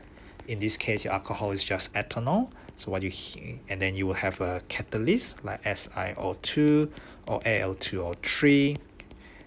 As you pass the vapor over this catalyst, you will do a dehydration. So this is a dehydration, meaning to say elimination of H2O from the alcohol, and you will get alkene. So alkene is not basic as your product, and that's why B cannot be the answer again. Let's have a look at C. So this is ethanol and sodium. So earlier on, I talked about one question, how to get the alkoxide. So this is a hydroxyl plus sodium. So what you get is CH3CH2, O minus, Na plus, and you will just be kicking out one H there, but you'll be kicking out as hydrogen gas.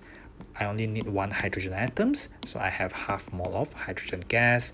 And yeah, I mean, this thing here is a very strong base because it wants to go back to being alcohol. So this thing will not only just be a nucleophile like in the previous question, one of those multiple choice question earlier, but it will also like to accept proton very readily. So it's a very strong base. Already gotten our answer as C there.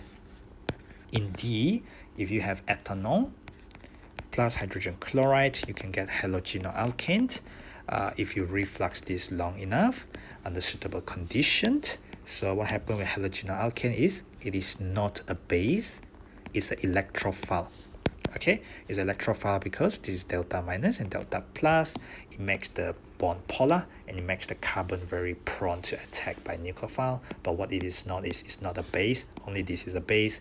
It want to accept proton, want to accept H plus. So C is definitely the answer we're looking for in question 27. Question 28. So what do we have here? We're looking for something which is correct.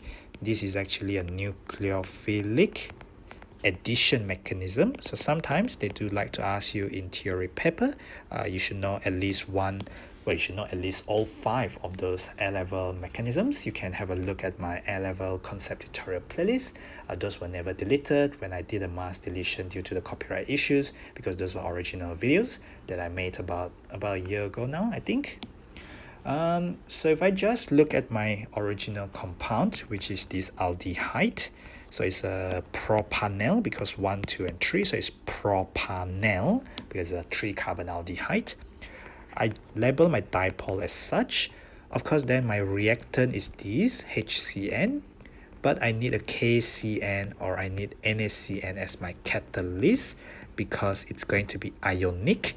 In this case, it's going to give me my first source of Cn minus. That will attack my carbon delta plus, and then it will break the carbon-oxygen carbonyl. So what happened then is all minus, the H, and then the C triple bond N. I have my lone pair on the oxygen like this. What happened then is HCN molecule is polarized. So the lone pair attack the H and giving you the electron, breaking this bond, giving the electron to the Cn. So I get this thing called cyanohydrine product. But at the same time, I also get C triple bond N with a lone pair on the carbon. So this is regenerated. As you know, we use KCN or KCN or NaCN as a catalyst. You always regenerated back the final product. You always have one of these back again because you use it as a catalyst where it's not used up in the reaction at all. I'll then quickly go through the options and tell you what's wrong about them. In option A, it's the second bit of the mechanism that is wrong. So you have H plus and then you have all lone pair like this, blah blah blah. They show the arrow going from hydrogen ion to the oxygen with a negative charge. This is a big no-no. Rich attacks poor. Rich in electrons attacks poor in electrons. When you think about it, H plus has no electron at all because H plus has 0 electron. So this is big no-no. That's why A is wrong. Option B is wrong because of the first step. The first step is from the rich attack the poor, and then you break that. So option B is wrong because of that. It should have been this way around. Option C, the first step is correct. The second step attack the HCN, attack the H plus. So I think we are looking at option C, which is definitely the correct answer there. Let me just quickly go through option. Is it correct? Okay, I think I get it now. Okay, option C cannot be correct. So option C and option D are very similar. What is different is the dipole. The rich attack the poor. So this is the delta plus because this is polarized due to the oxygen being a lot more electron negative. So option C is wrong there because option C showed the dipoles the other way around, whereas option D has gotten them spot on with the dipoles labeled correctly. The more electronegative oxygen being delta minus. This is the carbon bonded to this electronegative oxygen is delta plus. So the rich in electrons from the lone pair attacks the poor in electrons with the delta plus there. Question 29. So we have a synthetic scheme here. So they have shown you a nitrile. Step 1, they give you X. And then step 2, there is 1, 2, and 3. So this is propan 1-ol. There is 1, 2, and 3. This is a nitrile. So make sure you know how to spell them and name them. So it's a propan nitrile because it's a 3-carbon nitrile there. So what happened is nitrile going to alcohol. I can imagine that I need to go through carboxylic acid. This is going to be hydrolysis. This is hydrolysis. If I want to get the carboxylic acid, I'll do acid hydrolysis. So what I'll do is I will use a dilute HCl and I will reflux that. Cannot be base hydrolysis because I want the carboxylic acid. If I want the carboxylic acid, I need to do acid hydrolysis. If I use dilute NaOH, I'll get the salt, which is C double bond O minus Na plus. But I get carboxylic acid since I can reduce my carboxylic acid to my propan 1-ol because there's going to be reduction by using LiNLH4 in dry ether. So I can't reduce carboxylic acid using H2 and nickel. H2 and nickel unfortunately does not work to reduce carboxylic acid. So I have to use LiLH4. So looking at that, I would need HCl for my first step, LiLH4 for my second step. I'm looking at option B, which is going to be the only option for me here. Question 30. Question 30 is about infrared. So we need to read the question carefully. Z has the molecular formula, which means in one molecule of Z, I have 4 carbons, 8 hydrogen, and 1 oxygen. The infrared spectrum of Z is shown there. So the first thing we look at is there is a strong and there is a broad absorption, and that is around 3,300. So around 3,300 wave number. This indicates the OH bond. Infrared does not tell you functional group, it tells you the bond. If you are given the structure of a compound, then you can look at data booklet and suggest where would you find it based on that particular structure. But if we are given the infrared spectrum, what we can deduce is the bond first of all, unless we try to speculate further from the molecular formula and any other information. So no or absent, strong absorption around 1700 to 1800 wave number. So this one means no. Okay, no C double bond or bond, whereas the previous one has has OH bond. So looking at option A, B, C, and D. So A is this butanone, B is this cyclic compound with a OH, C is this carboxylic acid, so it's butanoic acid, 1, 2, 3, and 4. D is this alkene with alcohol. So first of all, I have OH. So what I can do is I can cross out A because that one has no OH. This one has C double bond O. So but the infrared above, no C double bond O. So I'm left between B and D. The only characteristic difference now is, hopefully you can see, is carbon-carbon double bond. So I'll go straight to my data booklet and I'll have to look up the absorption for carbon-carbon double bond. Where my infrared spectrum. So carbon-carbon double bond, alkene, 1500 to 1680. So 1500 to 1680 wave number. This is weak absorption. So looking at my spectra again, so have a look at your spectra. You could see something around 1600, so give or take. So this must be D because our infrared spectrum, singular, shows weak absorption at around 1600, 1650 wave number. This is your carbon-carbon double bond.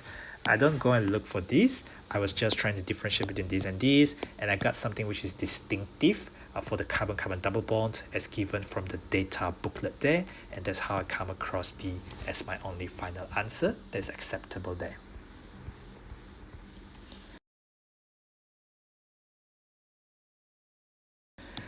Jumping straight on to the last 10 questions, we always check option number 2 first. So we are looking at question 31. We want the number of electrons equal to number of neutrons. That is the questions that have been given to us. If I check number 2, if I have 31, 15 P minus, first of all, I would check the number of protons first. So there's 15 electrons. For the atom will be 15, but this is P minus. So I got 15 plus 1, which is 16 electrons. The number of neutrons is going to be the nucleon number. So the number on top is what you call the nucleon number, which is equal to the number of protons plus the number of neutrons, whereas the number at the bottom is what you call atomic or proton number. So the number on top minus the number at the bottom is going to give you 16, and that's the number of neutrons. I have same number of protons, same number of electrons as neutrons, and that is following the exact same thing as what the question has asked me to check. So statement number 2 is correct. Option number 1 or statement number 1, 19, 9F minus. So 9 proton. I have a minus 1 charge, so I have 9 plus 1, which is 10 electrons. 19 minus 9 giving me 10 neutrons. Again, same number of neutrons as electrons there. 1 is correct. 23, 11, and a plus. I have 11 protons. 11 minus 1, because I have a plus 1 charge, means I have lost 1 electrons. So I have 10 electrons. 23 minus 11, that give me 12 neutrons. 12 neutrons is not the same as 10 electrons. This is 10 electrons, this is 12 neutrons, so they are not the same.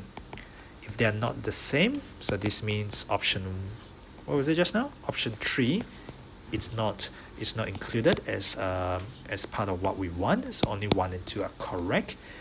So if only 1 and 2 are correct, we are looking at option B there. Question 32, we have a straight chain. We have a straight chain hydrocarbon. So they couple information there. First one is straight chain. Second one is hydrocarbon, so meaning a compound containing carbon and hydrogen only. And we have MR of 84.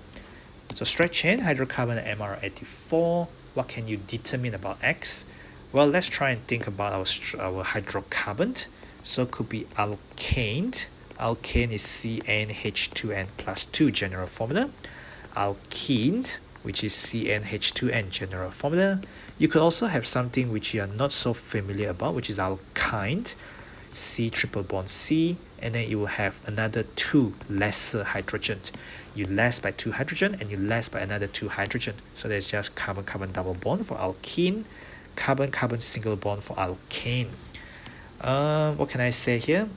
Let's look at number 2.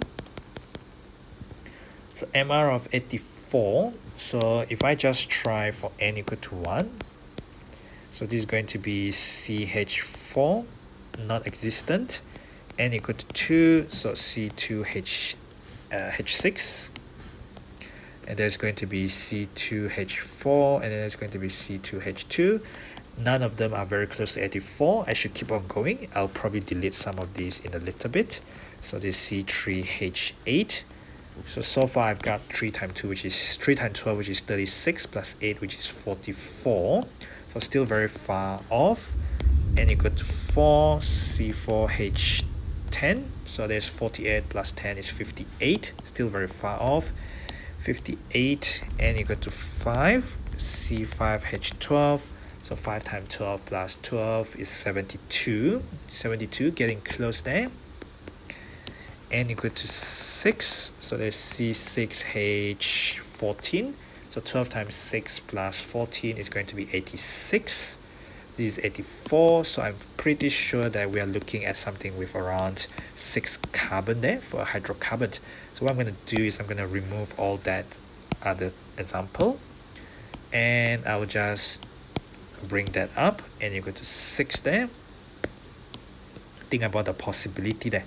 So there's C6H12, there's C6H10 for an alkyne. So if you have the MR, so there's 12 times 6 plus 14, there's 86. There's 12 times 6 plus 12, there's going to be 84. The other one is going to be minus 2 again, because I have 2 lesser hydrogens, so 82. Most likely I'm looking for that. So what can be determined? I can determine molecular formula. So this is the molecular formula from this information given here. Okay, so molecular formula is option 2. So if I can get molecular formula, I can get empirical formula, which is option 1, because I can simplify them. Divide by 6. I'll get CH2 as my empirical formula for this particular alkene that has MR84. Okay, and then looking at these possible options of hydrocarbon, compound containing carbon and hydrogen atoms only, I can tell whether they have no double bond, which is all saturated carbon-carbon, or unsaturated in this case. So I can tell whether he has got carbon-carbon double bond or not. So there's actually looking at option 3, which is true as well. So option 1 2 and 3 could be obtained based on the information given, so must be option A as our correct answer for question 32. Question 33. So what we have is ammonium chloride, blah blah blah blah blah.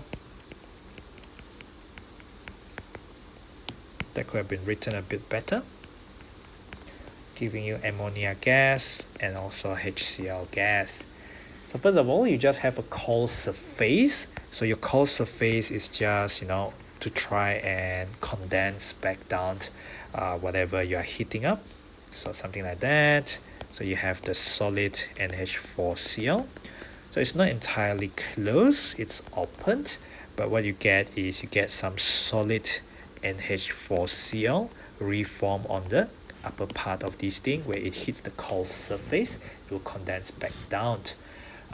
Reaction 1 is reversible. What is reaction 1? It is definitely reversible, because if this goes up, it's gonna heat up and decompose to give you NH3 and HCl. But as soon as the NH3 and the HCl touch each other again on the cold surface, they're gonna reform the NH4Cl. So they reform the vapor, well, in fact, why do I say plural? Should have been singular. NH3 gas and HCl gas reform the NH4Cl solid. So we're looking at option 2, saying that this reaction is reversible is entirely correct. They say reaction 1 is in dynamic equilibrium. Dynamic equilibrium is going to be wrong, because this is not a closed system. This is open, not closed. You cannot have a dynamic equilibrium if you have an open system like this, and therefore number 1 is definitely wrong. If number 2 is correct, number 1 is wrong. There's no need to check number 3. We are looking at option C, which is 2 and 3. For the sake of argument, I'll probably just look at reaction option 3, which is saying that reaction 1 is an endothermic reaction, and that must be correct, because I need heat in order for that to happen. You can see this thing here. Without heat, this solid doesn't go up. In fact, it doesn't decompose to give you this and this. So this reaction 1 must be endothermic. You need heat to thermally decompose this particular thing back to NH3 and HCl before it touches the cold surface and reform the NH4Cl when they come into contact with each other. But of course, these are in open system. They are not a closed system, so no dynamic equilibrium. So we're looking at option C, which is option 2 and 3 only. Question 34. So we have a bunch of statements to go through. We have H2 plus Cl2 giving you 2 HCl gas, and that's gas H2 and gaseous Cl2. What will change average kinetic energy? So we're looking to change average kinetic energy. So we need to change energy here, meaning to say what will affect the Boltzmann distribution. The Boltzmann distribution is to do with energy distribution. If you change kinetic energy, that means it will change Boltzmann distribution. If I look at option 2, this is to do with catalyst. Hang on, not just catalyst. This is cooling reaction mixture. So if you cool reaction mixture, that means temperature drops. Temperature changing will change Boltzmann distribution, and therefore, irrespective of whether you use a catalyst or not, you are bound to have a different Boltzmann distribution because temperature change. That's the key thing there, not the catalyst. Some people see the catalyst and they thought, oh, it will not change that. But the first bit, cooling reaction mixture, will change the Boltzmann distribution. So 2 is definitely correct there. Option 1, increasing temperature. I don't care about the second bit of it, but increasing temperature is going to affect. I don't want that. Increasing temperature, just like option 2 just now, will definitely lead to a change in Boltzmann distribution. So it doesn't matter your second thing, which is to do with concentration of hydrogen increasing. Doesn't matter that doesn't change Boltzmann distribution, but this one does. I'm not saying it shift to the left or shift to the right, the graph, But then I'm saying that when you change temperature, you change average kinetic energy, because the definition of temperature is the average kinetic energy, a measure of the average kinetic energy of your particle. On to option 3, we look at it and we see add catalyst. So that's not going to affect Boltzmann distribution, and they say increase the concentration of chlorine. So both of them not changing temperature. So both of them does not change temperature. Therefore, no effect on the average kinetic energy, no effect on the Boltzmann distribution.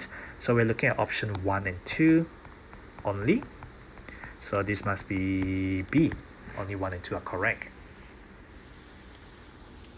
Question 34. So which oxide, when you add to water, change in pH? So change in pH in water.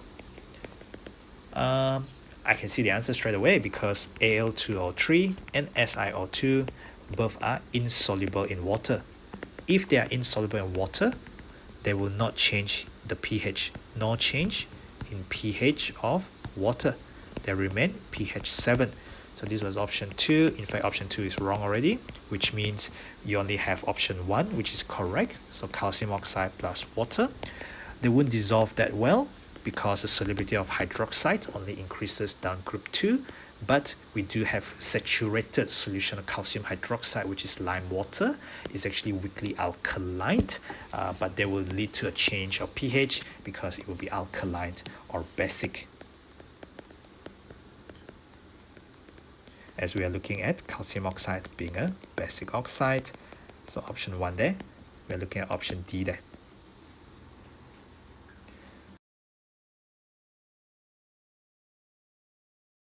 Question 36. So which one is quite nice and can be used to make a pure sample of barium sulfate? So we know barium sulfate is stubbornly insoluble, so it's a white precipitate. So looking at all the 3 options, if I look at option 2 first, let me see, barium nitrate, strong heating in air, I'll get barium oxide plus excess water, I will get barium hydroxide, pretty soluble, and this thing reacts with H2SO4, so this is a base, this is an acid, so what I get is I get barium sulfate plus water, and of course I filter, wash and dry, so that's okay, because I do get barium sulfate. 2 is correct there. Next up, I should check number 1. Barium heat in oxygen, I will get barium oxide, Ba2 plus O2 minus. So this is a basic oxide that will react with HCl to give me salt and water. This is a neutralization reaction, and the salt plus H2SO4, so no reaction, but there's an exchange of ions. So these are colorless and colorless, but exchange of ions will give me barium sulfate. So these are precipitates, so again filter, wash and dry, so this will give me barium sulfate at that stage. So last step is just the same thing. Let's have a look at option 3. I have barium hydroxide, so very soluble in water, very alkaline, pH 14. When I react it with acid, had nitrate there, nitric acid, I'll get barium nitrate as my salt. My barium nitrate can react with sulfuric acid in the sense that they just exchange ions, because this is a salt. They exchange ions because it is colorless. All nitrates are soluble in water. It's a colorless solution. It is a colorless solution because it's an acid. Well, not because it's acid, but because sulfuric acid is colorless solution there. You get barium sulfate as your precipitate. So of course you filter, you wash and you dry. So you can also get barium sulfate there. 1, 2 and 3 are all correct. So we're looking at option A as the correct answer there. Oh no, question 37. We're looking at cortisone, which is quite a big molecule. So give me a minute, I'm just going to copy this picture. So I've copied this picture from somewhere. I could have gotten this molecule from online, of course, because it's a synthetic hormone, so it's not like it's patented or anything. So yeah, okay, never mind. Which classes of alcohol does this molecule contain? So first of all, we look at these. This is alcohol. This is alcohol. This is alcohol. So I've circled all the alcohols. We look at the carbon with the OH. The carbon with the OH there in pink, that is bonded to one other carbon. So we say that this is primary alcohol. So the carbon with the OH is bonded to one other carbon, primary alcohol. We look next at the other carbon. This carbon with the OH in blue, the carbon with this OH is bonded to 1, 2, and 3 other carbons. So we are looking at tertiary alcohol. Then next up, we have a carbon with the OH there in black. The carbon with this OH is bonded to 1 and 2 other carbons, which means there's also one other hydrogen there because carbon form 4 bonds. So this is secondary alcohol. I have a primary alcohol, which is option 1. I have a tertiary alcohol, which is option 3. I have a secondary alcohol, which is option 2. So this molecule contains all 3 classes of alcohol. 1, 2, and 3 are all correct. We are looking at option A being the correct answer there. Question 38 is about addition polymerization, which is an AS syllabus, and is also a continuation of your IGCSE as well as O-level chemistry on polymerization. So they haven't taught us anything with a specific example, but that doesn't or that shouldn't prevent us from coming up with our own example. I'll just use ethene as our simplest monomer. So this is our monomer, and if we have n multiple of it, that means addition polymerization, we will lose the carbon-carbon double bond, and we will just have single bond now, and we'll extend it as part of that polymeric chain.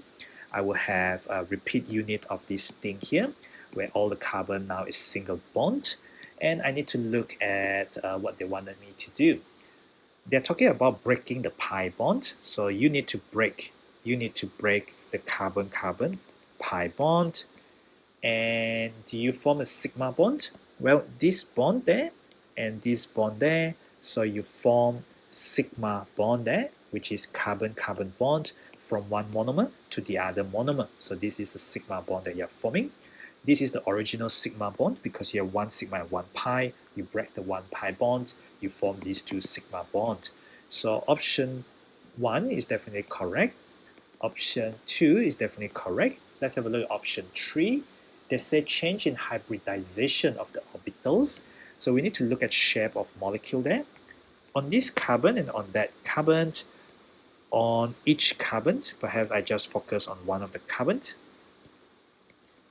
On each carbon, I have 1 sigma, 2 sigma, and 3 sigma bond. We count bond pair as the sigma bond, not the pi bond.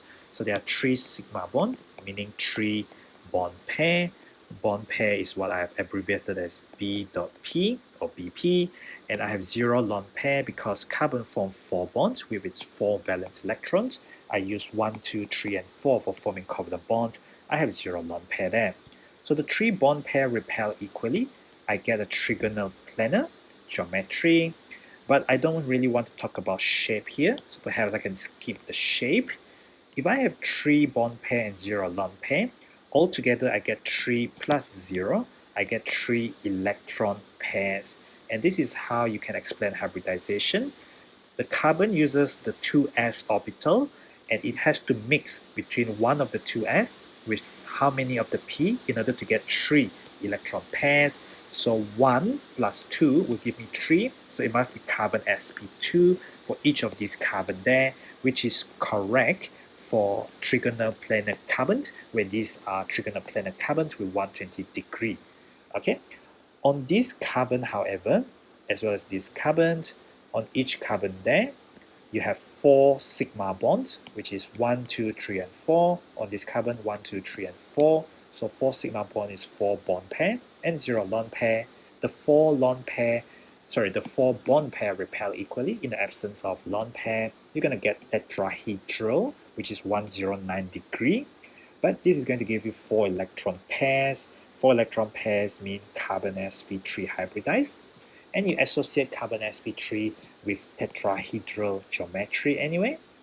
And this is 109 degree. And you associate carbon sp2 with trigonal planar geometry anyway. And that is going to be 120 degree.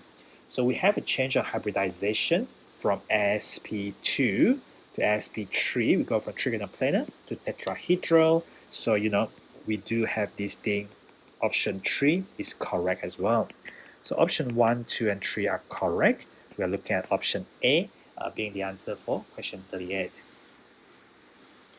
Question 39, so let's see what is going on.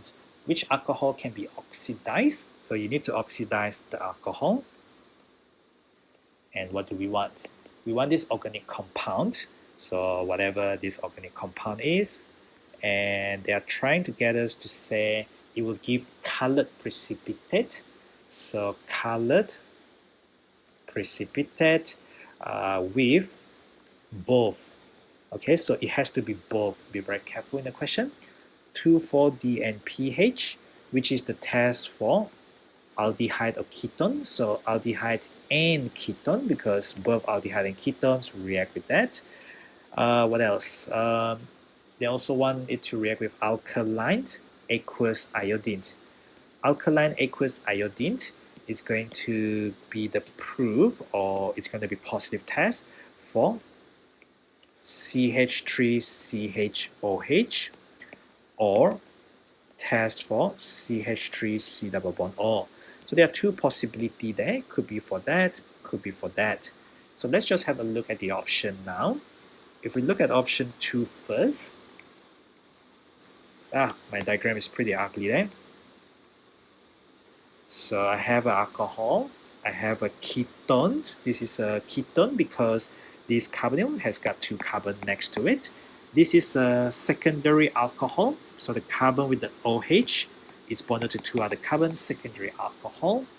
So what I will do is I will oxidize it first of all in the presence of oxidizing agents like acidified dichromate 6, and I'll get a ketone, and the ketone is not further oxidized, and then I realize that I have ketones, and ketones will give me positive results with 2,4-diphenylhydrazine, 2,4-dinitrophenylhydrazine. I will get orange PPT with that, so that's alright. I have got CH3CO functional, well, CH3CO group, therefore I will get the yellow precipitate of triiodomethane, CHI3. So that means option 2 is definitely correct. Now I just have to check for option 1. I can pretty much see that option 1 cannot be the answer. And I'll tell you a little bit why. So when you oxidize these, you will also get a ketone. But your problem is 2,4-D and pH will react with this to give you orange PPT, but you don't have CH3C double bond O, so no iodoform produced when you have alkaline aqueous iodine. So 1 is wrong, 2 was correct, 1 is wrong, so that means 2 and 3 must be correct. We must be looking at option C as our correct answer.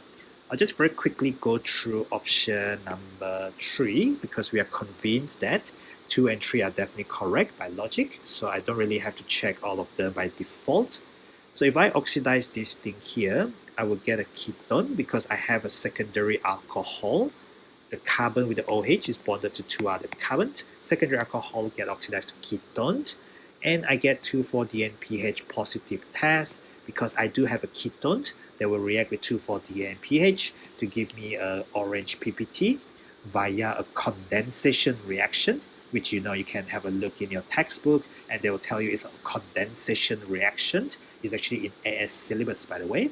And I'll get a CHI3 yellow precipitate with alkaline aqueous iodine because I do have CH3CO functional group there. That will give me that test there. So 2 and 3 is definitely the correct answer. That's option C there. We've come to the end of this paper 1. This is question 40. So you want to form a carboxylic acid, and you want to form a carboxylic acid as one of the products. Okay, so let's have a look at option 2 or statement number 2. What we have there is a carboxylate. So this is a carboxylate. It's typically what you get upon base hydrolysis of ester or base hydrolysis of nitrile, or sometimes you could get this if you deprotonate an acid with a base or with a metal, with a reactive metal. Here I'm just trying to protonate again, so this is just protonation. So obviously you will then get carboxylic acid And of course, you get the conjugate base of that sulfuric acid after it loses one proton. After the acid donates the proton, you get the conjugate base. You do get carboxylic acid as one of the products, which is 1, 2, 3, 4. This is butanoic acid, so option 2 is definitely correct there. If I look at option 1, I have an ester. So I have this ester here. If I look at ester, I always try and imagine which part is alcohol. So it's a 2-carbon alcohol, so it's ethanol. And it's a 1, 2, 3, and 4. So it's a butanoic acid. You should know how to name ester. So you name the alcohol first. So it's ethyl butanoate. And you're trying to do acid hydrolysis. That is why you're using sulfuric acid.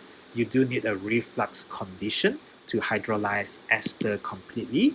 And here you will get the alcohol, but you will also get the carboxylic acid. So 4-carbon acid. You get carboxylic acid and not the salt because you are in acid hydrolysis condition. So that is perfectly fine there. When you look at option 3, we have an aldehyde. We have an aldehyde there. This is 1, 2, 3, 4, 5. And aldehyde ends with L. This is a pentanal because it's a 5-carbon aldehyde. I can't see a reaction of this with sulfuric acid at all. There's just no reaction whatsoever. So it's not going to give us any carboxylic acid at all. Of course, if this had been oxidizing agent like acidified dichromate 6, then you could get the carboxylic acid as your oxidized product. So here, only 1 and 2 are correct. So we're looking at option B, where only 1 and 2 are correct. Okay, that's the end of this paper 1-2 for the June 21 or summer 21 9701 Cambridge International A-level paper. So don't forget to click the button on the bottom right. If you have found my tutorial video useful, leave a like, leave a comment, and yeah, follow me at ptet.chemistry. And yeah, send in messages, queries, or comments, or whatever. And look forward to hearing from you. And please share the channel widely with all your friends, chat group, juniors, seniors, relative, and whoever else you think might benefit from this tutorial. Thank you for watching, and I'll see you in the next tutorial video.